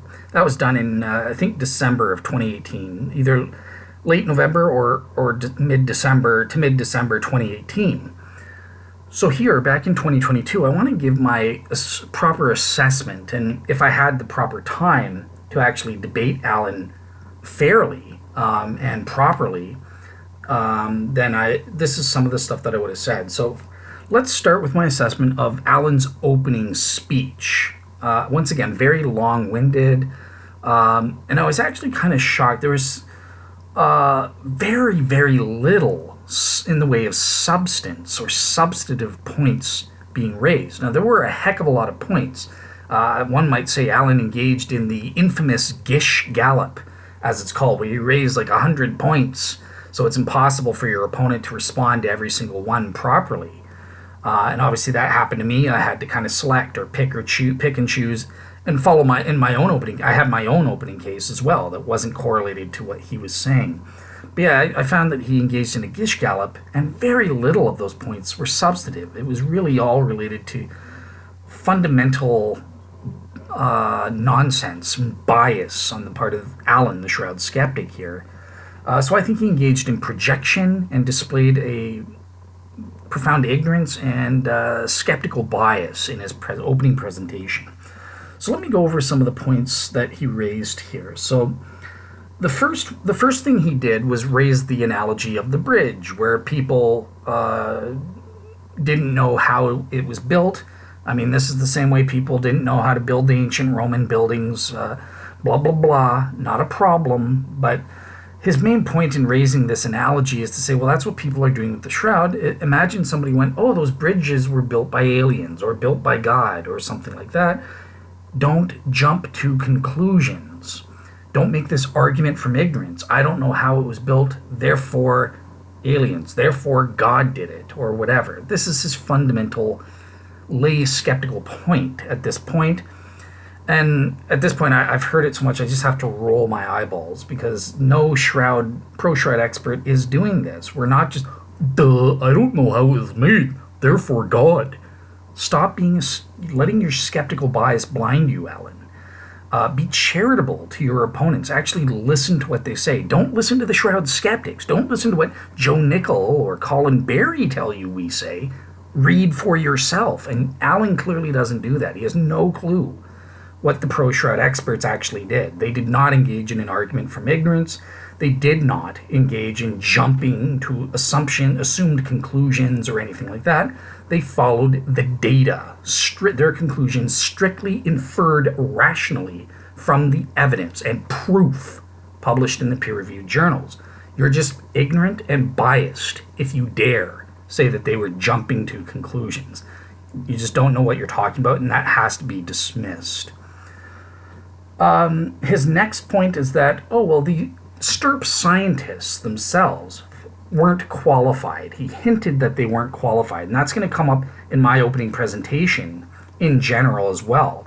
But he hinted that, they were bomb experts. If they were studying a bomb, they would have been qualified because they were weapons experts, as though the fact that they work in weapons labs restricts them to only knowing about weapons in their areas of expertise. Are you serious, Alan? Really? Oh my goodness. My brain is literally hurting at how stupid that kind of logic is. No, Alan. Let me tell you how science works. These physicists and world's experts, including forensic experts like Buckland and stuff like that, or chemists like Dr. Ray Rogers, it's their qualifications that give them the skills necessary to apply those skills in different contexts, such as studying a religious artifact. This is why they were selected for the job. Only a fool would deny that. These guys were perfectly suited. They were the world's experts, the best in the world for the specific task they were given as part of STURP. For this test, this is the guy you go to. Doesn't matter whether he's from a weapons lab or from a kumbaya factory. This is the world's expert. So this just hurts my head. It's just an ad hominem attack trying to pretend that, they only know about weapons. They have no clue about dealing with, they're not qualified to study the Shroud. No, their qualifications and skill set was exactly suited for what they did. Now, I will say this, Alan does bring up a valid point in that I think they did need, and it would have benefited them to have a broader skill set than what STURP had. For example, and we heard Barry Schwartz say this in the last show he was in, they didn't have a textile expert. This was something Alan brought up, and he's absolutely right. You think you would need a textile expert when studying a textile. This would have been helpful, and this is why STURP, as part of the 1988 STURP 2 tests, they wanted to have an actual textile expert there to perform different other tests on the textile and engage in studies that way. So, as Barry Schwartz, yes, they weren't perfect. They made a mistake. They did have too narrow a skill set, and they should have used a wider skill set or a range of experts, including textile experts. And you heard Barry also mention they needed a professional media person to handle public relations. So this is a fair point by Alan, but it's ultimately stupid when it comes to the fact that in terms of the studies that STURP actually did, everybody there was qualified for those tests. Nobody was bungling up the scientific tests that they had prepared because, oh shoot, I only know weapons. I don't know how to operate an ultraviolet fluorescence test on an object. How do I do this? Come on, Alan. Come on. You can do better than this. So sorry, there's a little bit of polemic here, but yeah, okay, so I'll try to minimize that a bit. But these points are very non-substantive. They're just conspiracy-type thinking on the part of Shroud skeptics, and I find that annoying. So bear with me a bit. Okay, so another point here in terms of Alan the Shroud skeptic being a conspiracy theorist type thinking, one of the things he said here is, well, look at STURP. I listened to this STURP expert, and he kind of inferred that it was just a quick period of preparation prior to the Shroud, whereas he mentions the pro-Shroud expert Barry Schwartz, who informed Alan's ignorance that they spent 17 months in preparation to create their operational test plan, published for free on Shroud.com, 62 pages, where you can see with your own eyeballs how detailed, rigorous, and thorough, and steeped in the scientific method these credible STURP scientists were. They deserved their credit. How dare you just Alan watched a video and said, well, it sounded to me like it was just a hasty, quick preparation. Where did you get that from? He's just making this up. He's just lying. It's just based on his interpretation of a video, as opposed to the actual facts. This is why Shroud skeptics have to learn to use their brains and engage in critical thinking. Don't just mindlessly believe what Joe Nickel tells you. Don't just mindlessly believe what Colin Berry or Dan Porter or any Shroud skeptic tells you. Yes, listen to them. We don't ignore them either. But listen to the pro-Shroud side as well, and then you would get basic facts correct. Things like the fact that they spent 17 months of rigorous testing, came up with that 62-page operational test plan, which was approved because it was the best in the world, better than every other scientist in the world could come up with at that time. Don't believe me, Shroud skeptics? Well, Dr. Walter McCrone, in his own bias, trying to destroy the Shroud's authenticity, came up with his own test plan, and guess what? It was rejected as garbage, not good enough, not scientifically rigorous enough to test the Shroud. And that's why STURP's plan was privileged over and against Walter McCrone's nonsensical tests. So yeah, this is just pure conspiracy thinking and bias on, Alan makes up lies. He would be happy to say, well, STURP just did a hasty test plan based on him watching a video and making up his mind. Well, it seems like he was saying it was a quick period or it was hasty. No, my friend, the facts on the ground, if you actually looked at the facts, 17 months of rigorous research. Alan was totally ignorant. He was stupefied by that when Barry Schwartz said that on my show when we interviewed him back in 2018 for the first time on the show. Alan was just totally ignorant. And they actually did credible work? I can't believe it. And we'll get into that because we probe a little bit further on that, and Alan just falls apart. He can't handle that objection, and he has to backtrack what he's saying here. But yeah, stop getting your information based on biased little tidbits of a YouTube video and your personal layman impressions of what you think happened because it helps support a Shroud skeptical cause. Learn the facts before you open your mouth. Or make conclusions. That's what I would say there. Another thing of ridiculous conspiracy thinking that Alan gives here is he thinks people are hiding. Barry Schwartz, for example, has a total list of the Shroud members, and he thinks, look, they're hiding people because there are many more people involved, and they're all religious, and they want to hide that from people. Oh my, ouch, my brain, I'm sorry. How dumb can a person be? Are you serious? This is conspiracy thinking from this Shroud skeptic Alan. I'm ashamed for him. I mean, number one, look, Barry Schwartz, everybody knows that religious people were involved. They don't hide that. I mean, John Jackson was the leader. He was a devoted Catholic and remains to this day. Ken Stevenson came out and said, yes, I believe this is the Lord's shroud and stuff like that, much to the other STURP members' chagrin. So there were no one's hiding that there were Christians that were believers involved in the study of the Shroud. This isn't a conspiracy. Nobody's hiding religious members. They've all been published. Now, Barry Schwartz doesn't explicitly post their religious affiliations, number one, because he doesn't know all of them. Number two, it wasn't mentioned at all. It had nothing to do with why these people were on the team. So yeah, I don't know. These last two things are just total garbage. Like, Alan is just a conspiracy theorist. He probably believes the Earth is flat based on this type of thinking. Anyways, okay, so, and the other minor point that he briefly mentioned that I think is just total garbage to display, he says, look how stupid these STURP scientists were. They looked at the VP8 image analyzer and there's 3D or topographical information, as the STURP scientists have always said, but there is also allegedly some 3D information in the burns. So, and then he says, well, this would mean that it totally disproves the Shroud being body feature being a 3D information as a minimal relevant feature. What on earth is this guy saying? Are you that? I don't even know what to say to this. I mean, it's ridiculous. Of course, in a VP8 image analyzer, certain objects, even two-dimensional images, create some kinds of 3D information in a VP8 image analyzer. We saw pictures of that in the last show I had with Barry Schwartz, for example, where he took a photograph. Of course, it's all wrong and screwed up. So, yeah, there's nothing surprising that these burn marks supposedly conveyed some three-dimensional info or something. Who cares?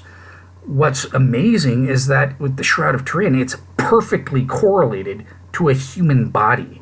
The topographical information of the front.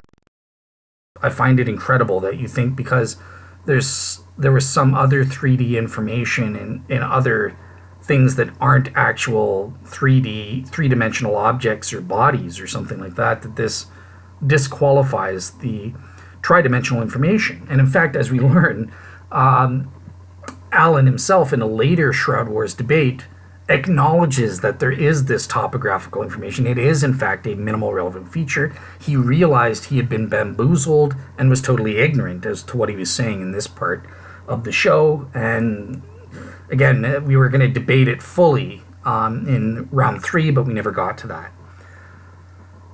Okay, oh goodness. Another point that he made, another laughable point.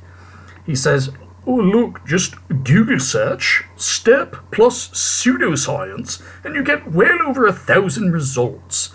I just did it. It's about 5,600 and some odd results. And yes, I was waiting for his substantive point. And he seems to think that this proves that STURPs engaged in pseudoscience. This is the dumbest reasoning I've ever heard from somebody who's older than 5 years old. Well, Alan, guess what? I can refute you because I Google searched STURP plus real science, and I got 264,000 results. Boom! You're destroyed, Skeptic. I mean, honestly, like, I don't even know how I'm supposed to respond to that. I just have to be polemical at the stupidity of that point in his opening speech.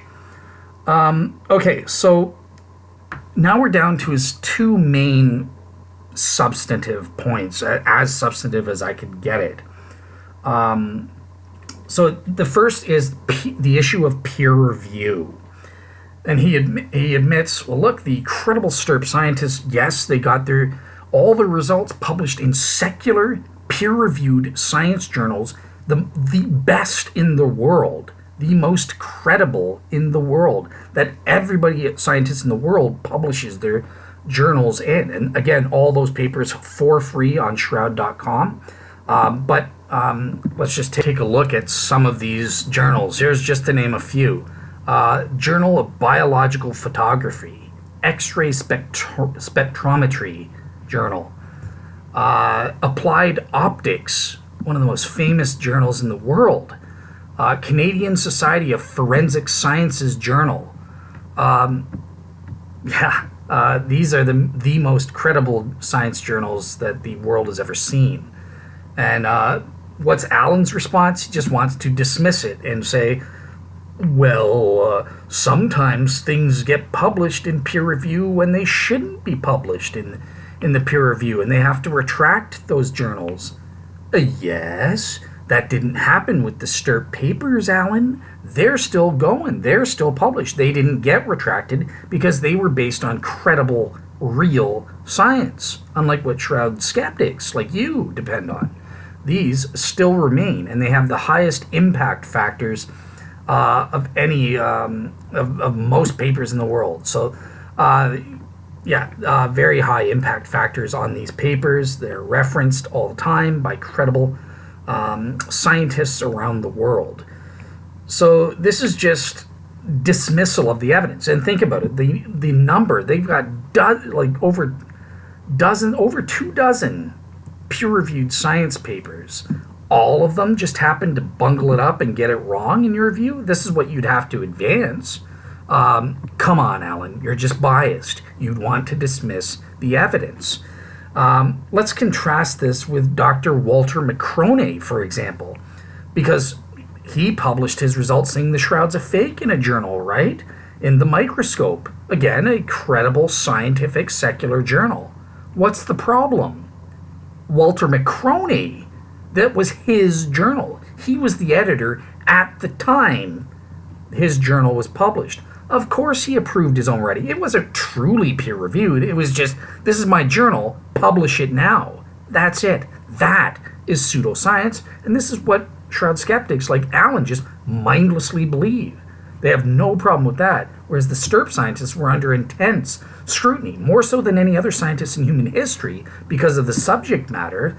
The peer review was very rigorous, more so than anyone else, because of the subject matter, saying, well, we want to ensure this is not biased. And like I said, highest impact factors today, they haven't been retracted, they haven't been shown to be pseudoscience. The journals still have these things published, and published proudly because they're real science. What about the carbon-14? That was published in a peer review, and that discredited the Shroud, right? You bet.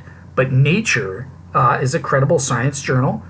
In that same journal in 1989, they published another paper refuting the carbon-14 results by one of the scientists involved from Harvard University, world's expert carbon-14 scientist, saying that actually a neutron flux or a neutron absorption wasn't tested for and could explain the results and prove that the Shroud and allow for the Shroud to date from the time of Jesus, and the carbon-14 results totally rubbish. Throw them out. This was published in Nature. We've had dozens of peer-reviewed journals discrediting the 1988 carbon-14 results since then and their work. It's been proven the carbon-14 scientists, or the leaders at least, engaged in pseudo-science. They fudged the data. They lied in their interpretation of the data. They got 16 results total. They only utilized 12 in the published results. That's pseudoscience. If the STURP scientists did that, you can bet Alan would be, we should dismiss it because of that, with his British accent or whatever. But of course, because the carbon-14 supports what he wants to hear as a biased Shroud skeptic, he just gives it a pass and says, well, I don't care. And this was only, these scientists, they knew they were fudging the data. They hid it from the world. It wasn't until Tristan Casabianca revealed the data through legal means and a freedom of information in Britain with the British Museum that this hiding of the data was finally revealed. My goodness, if the shoe was on the other foot, and if this applied to STURP, you can bet all of your bananas Alan would be there capitalizing on it, saying this is pseudoscience, this is pseudoscience. Why doesn't he do it for the carbon-14? Number one, because he's ignorant. He didn't even know about it probably. But even if he did, we can bet everything that he would just dismiss it and say, well, I still mindlessly believe whatever that carbon-14 result says. He's not open-minded. He's not an honest searcher of the truth. He just doesn't want to believe no matter what.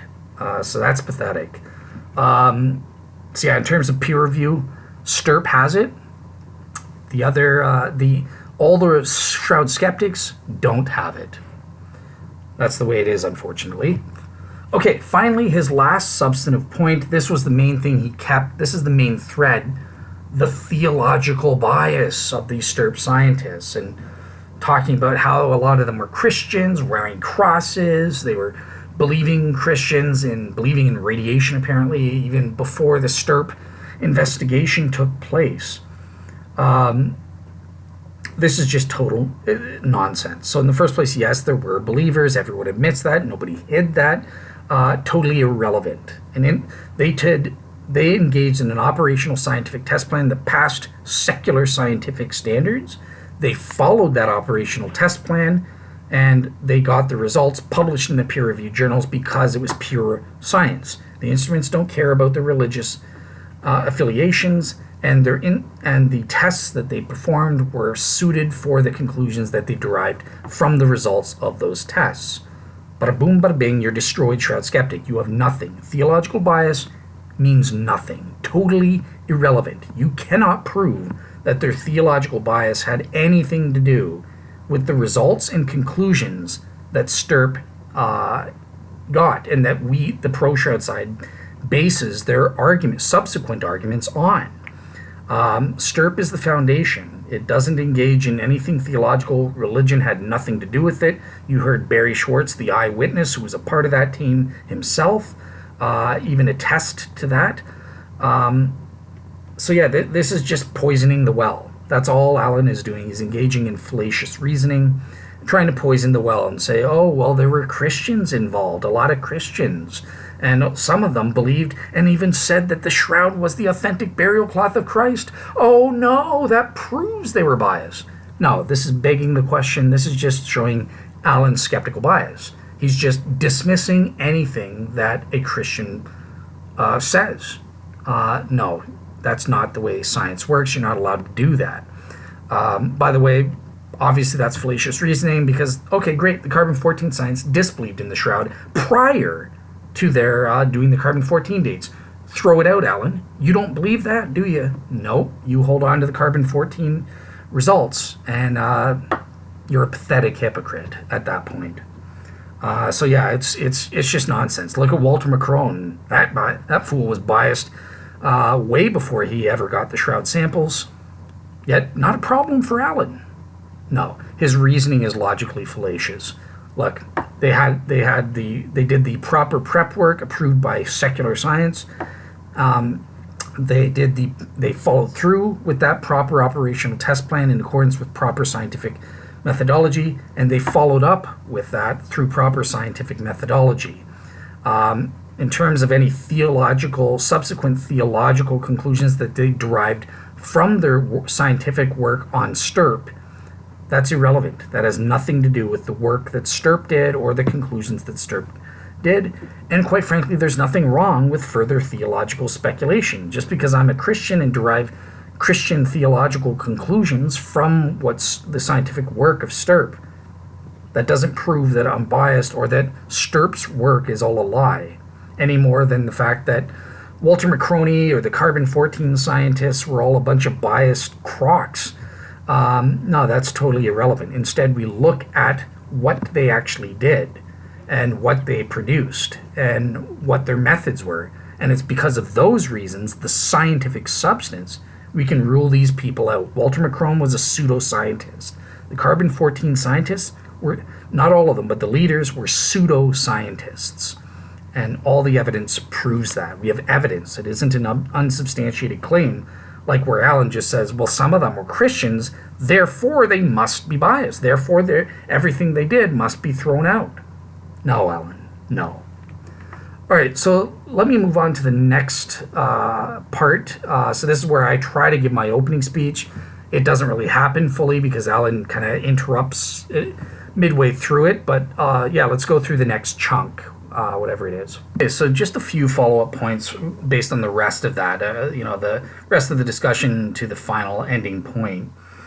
So once again, Alan brings up, I and Alan bring up the issue of the credibility of the STURP scientists as scientists in general. And I did bring up an interesting thing here about the issue of scientists being defrocked, having their credentials taken away. And Alan it just immediately goes, oh, whoops, I don't want to lose this debate because these credible STURP scientists haven't been defrocked. So that's not what I'm saying. I never said that, and I never said they weren't good scientists either. Now, let me just point out here, yes, he did. This I found to be a major problem in the Shroud Wars debates when I was debating Alan, is that because he was ignorant and had no clue about what he was saying, in prior comments, I have a list of all these comments as proof, back on our Unbelievable and old SNS days in 2018, that I've saved, and I was basing my opening case on expecting Alan to argue and be consistent, because I expected, he knows what he's talking about, and he's come to a systematic, consistent conclusion. But he just contradicts himself from time to time because he doesn't know what he's saying. He just says whatever is convenient for him as a Shroud skeptic at that time. And this was kind of frustrating. So, because he did, in fact, call the STURP scientists and call them out personally as not being qualified scientists in general. And he raised this issue of defrocking them and stuff like that. So that's why I raised this in the debate, even though Alan didn't mention that and seemed to realize how foolish that was and ignorant on his part. And now he's totally changed the tune, saying, well, no, I wouldn't never do that. I think that's good to point it out. Yes, he's just, he doesn't know what he's talking about. He just changes and says whatever fits for him in that moment. And I find that is a lot with skeptics, lay skeptics in general. They don't really have a well thought out position. Instead, they just say one thing at one time when it suits them and another thing at another when it suits them there. And I find that with Darren Lute or David Johnson, or a lot of lay skeptics are like that. They don't really have their own position based on critical thinking. They just have wherever the wind takes them, whatever is helpful or beneficial for them to score a point against a Christian they're debating in a moment. But nonetheless, it's important to point out, look, Alan did at one time, you'll just have to take my word for it. Again, I've got the comments to prove it. I saved them all for my own information, where he was saying, using ad hominems against the STURP scientists in general in terms of their qualifications. And then in the debate here, he's totally retracted that. So that's progress, right? He realized, oh, shoot, I messed up. I was wrong. So that if he sticks to that, then that would be progress. He also brings up the issue of peer review. I think I covered his issues there. Although he brings up one thing that's unique. It's not about being peer review. It's about, are they replicable or not? And I think that this is true, right? Like in science, repeatability is a major part of the methodology.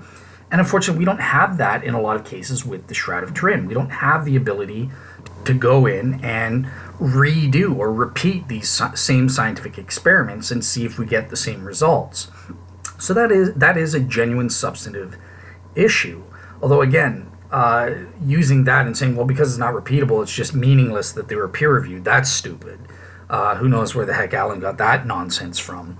I mean, but in the first place, these are still scientific results, and STURP's results were repeatable within STURP. They had multiple control samples, multiple techniques that backed each other up. So, all the spectral tests backed each other up in coming to the same conclusion that there was no paint on the body images or something like that, or that the blood was not composed of paint, for example, right? So you had about 12 to 15 independent scientific tests, repeatability, proving the same conclusion. So you have to understand that there is repeatability in there. And there was also repeatability in the subsequent scientific testing on the Shroud samples that was done after STURP took place in person. After they left the cloth and went to their labs and studied the Shroud samples, there was repeatability there, and they sent it to different scientists for independent confirmation. Hey, this is what I found. What do you see? Let me send you the samples. What do you get? And this is not controversial. I mean, Ray Rogers would double check the work of Walter McCroney, and they would get into fights or something like that. Or, Walter McCrone was brought in to double check, or Al Adler was brought in to kind of go over the results. And let's face it, what about the repeatability of the carbon-14? Oops, Alan just messed up. No repeatability. It hasn't been carbon dated again. Therefore, according to Alan, dismiss the peer-reviewed 1988 or 1989 Nature paper saying that the shroud's a medieval fake. Right, Alan? Oh, no, you're a hypocrite. I forgot. Sorry. You'll just mindlessly accept that, but you won't apply your own standards that you use against STURP for the scientific evidence that you use to support your conclusion. Pathetic. Truly pathetic. Anyways, what about Walter McCrone? Is there any repeatability there? Oh, actually, yep, there is. The credible STURP scientists conducted his same tests and falsified his nonsense. They came up with contradictory results, therefore proving that what McCrone's findings were contradicted. They were not repeatable. Scientific falsification. If you just want to be a simplistic thinker like Alan here, well, McCrone's results were not repeatable. Al Adler and John Heller repeated his experiments and said, nope, McCrone wrong, did not see that, did not get that result. Oops. So, you see, it's not as simplistic as Alan makes it sound in terms of this repeatability aspect of science and the study of the Shroud of Turin. Okay, what about, so in terms of methods, and again, the test plan, so again, we covered that in general, but the, Alan goes into more detail about John Jackson cutting up. Look, he was biased, he had theological bias, and look at his methods. He's testing for air gaps under people in a cloth to try and prove his radiation hypothesis. And I responded to that perfectly adequately. I was just like, Alan, what on earth are you bumbling on about? You realize that didn't happen until after STURP. That was no part of STURP. That wasn't a STURP experiment. That wasn't a part of STURP's conclusion. That wasn't a part of STURP's operational test plan. Nothing to do with STURP. That happened years after the fact, where John Jackson had a radiation hypothesis based on the credible STURP results and wanted to test his supernatural radiation hypothesis and see, test it out through studying those air gaps and what you're talking about. And that happened, I think you're referring to the 1990 paper that John Jackson published. 1990 is later than 1978, right? Try to put two and two together and think, Skeptic, think. STURP took place in 1978. Those experiments about radiation from John Jackson, 1990, or in the late 1980s. I guess one doesn't have to do with STURP. You can't discredit STURP's methods, procedures, and results and conclusions on the basis of what one team member did later independently. And again, there's nothing wrong with what John Jackson did in 1990 or later on by testing out his radiation hypothesis. This is good. This is great. This is grand and groovy. This is the way science operates, Alan. He came up with a further hypothesis to explain the image encodation of the formation of the shrouds, body images, and he came up with ways to scientifically test whether that would be true or not, or to modify his hypothesis. That's a good thing. That's better than you, Ellen. He doesn't just mindlessly assert with confidence and polemical certitude like you do that it's just a medieval fake, period. I mean, look at the way you're talking here. I got a quote from here. You just say, you're cutting up STURP's conclusions where it's like not an artist and stuff like that, which is actually based and derived rationally from the data. You just say in that same thing, you come out and say, look, it was absolutely certain that it was a medieval fake. Oh, no, absolutely disproven that it was a medieval fake. But you have that same certainty that you're mocking STURP, when STURP was very limited in their conclusions and very restricted in what they said the science proved. They didn't go beyond the data for the most part. So I find that funny because Alan, in the same sentence, for cutting up STURP for being a little too simplistic in their conclusions and or showing overconfidence in the results that they got, to say, there was no any artistic method or something like that. And then by the same token, he says, no, it was certain that it was a medieval fake right afterwards. Oh my goodness. Can anyone notice their own hypocrisy these days? I don't get it with these Shroud skeptics, honestly. It's just funny to me. Okay, so the final point is about Walter McCrone, or McCroney, as I call him. Now, it's funny. Alan goes on praising Walter McCroney as this world's expert, and, oh, he's so great. We just should mindlessly believe whatever he says and dismiss mindlessly whatever STURP says. Despite the fact that McCrone was a proven bumbler and incompetent in his methods in studying the Shroud and very biased, the fact that he couldn't even get his own test plan to study the Shroud accepted because it was complete rush job and garbage, wasn't good enough or rigorous enough scientifically speaking, and the fact that his conclusions have been totally discredited today as a joke. No Shroud skeptic or pro-Shroud proponent would believe in the nonsense he proposed in terms of the traditional painting hypothesis. Ask Hugh Ferry, ask Colin Berry, ask Joe Nickel.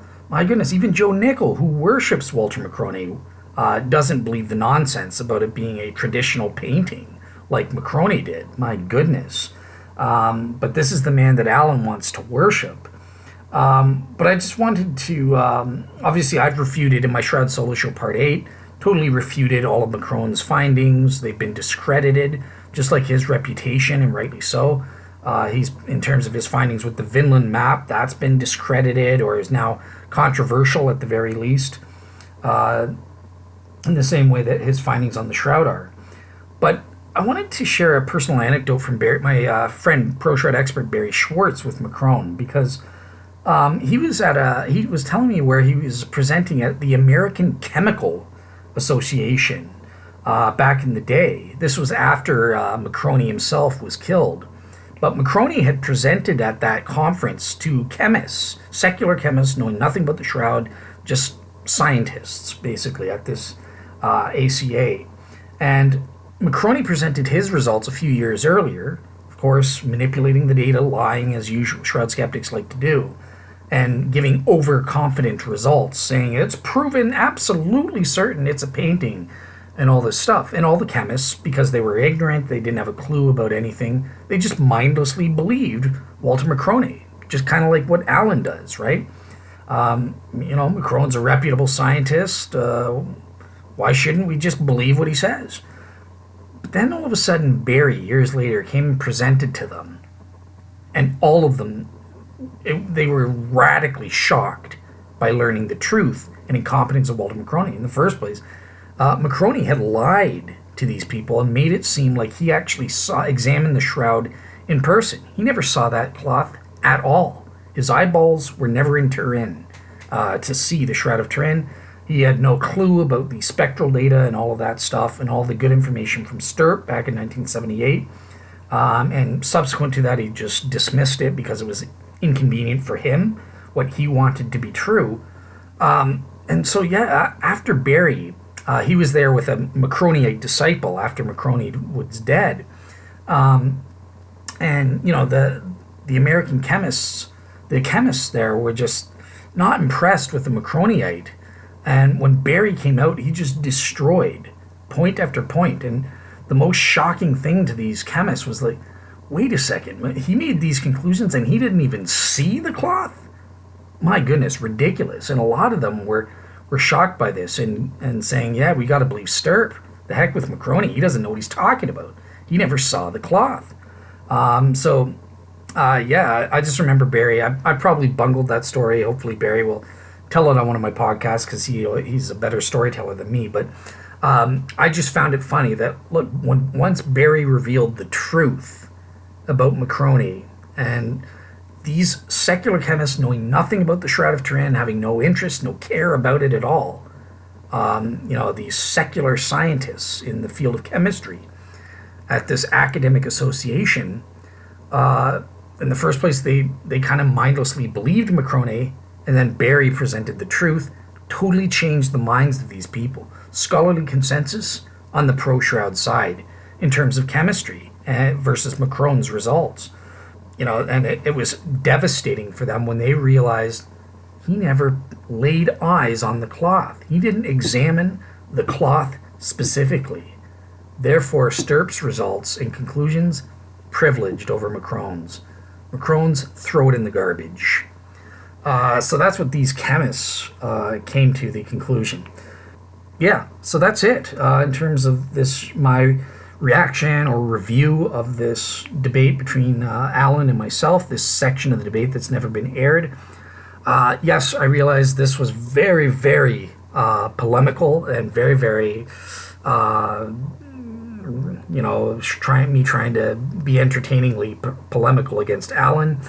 But I think he deserves it. Why? Because Alan is, even in this debate, he was kind of rude and a little frustrating and kind of demeaning towards the scientists at times, although I would say that he was very well behaved relative to how he had behaved previously in the comments and stuff like that. But he still has this arrogant, prideful certainty of his own opinions and of his own conclusions about the Shroud. He's just not, he's totally entrenched and closed-minded in that respect, and is very dismissive of the pro-Shroud experts and the hard work that they did. So I feel a little justified in being a little bit more playful and venting some of my frustration at Shroud skeptics like Alan, who display this combination of ignorance but yet arrogance at the same time.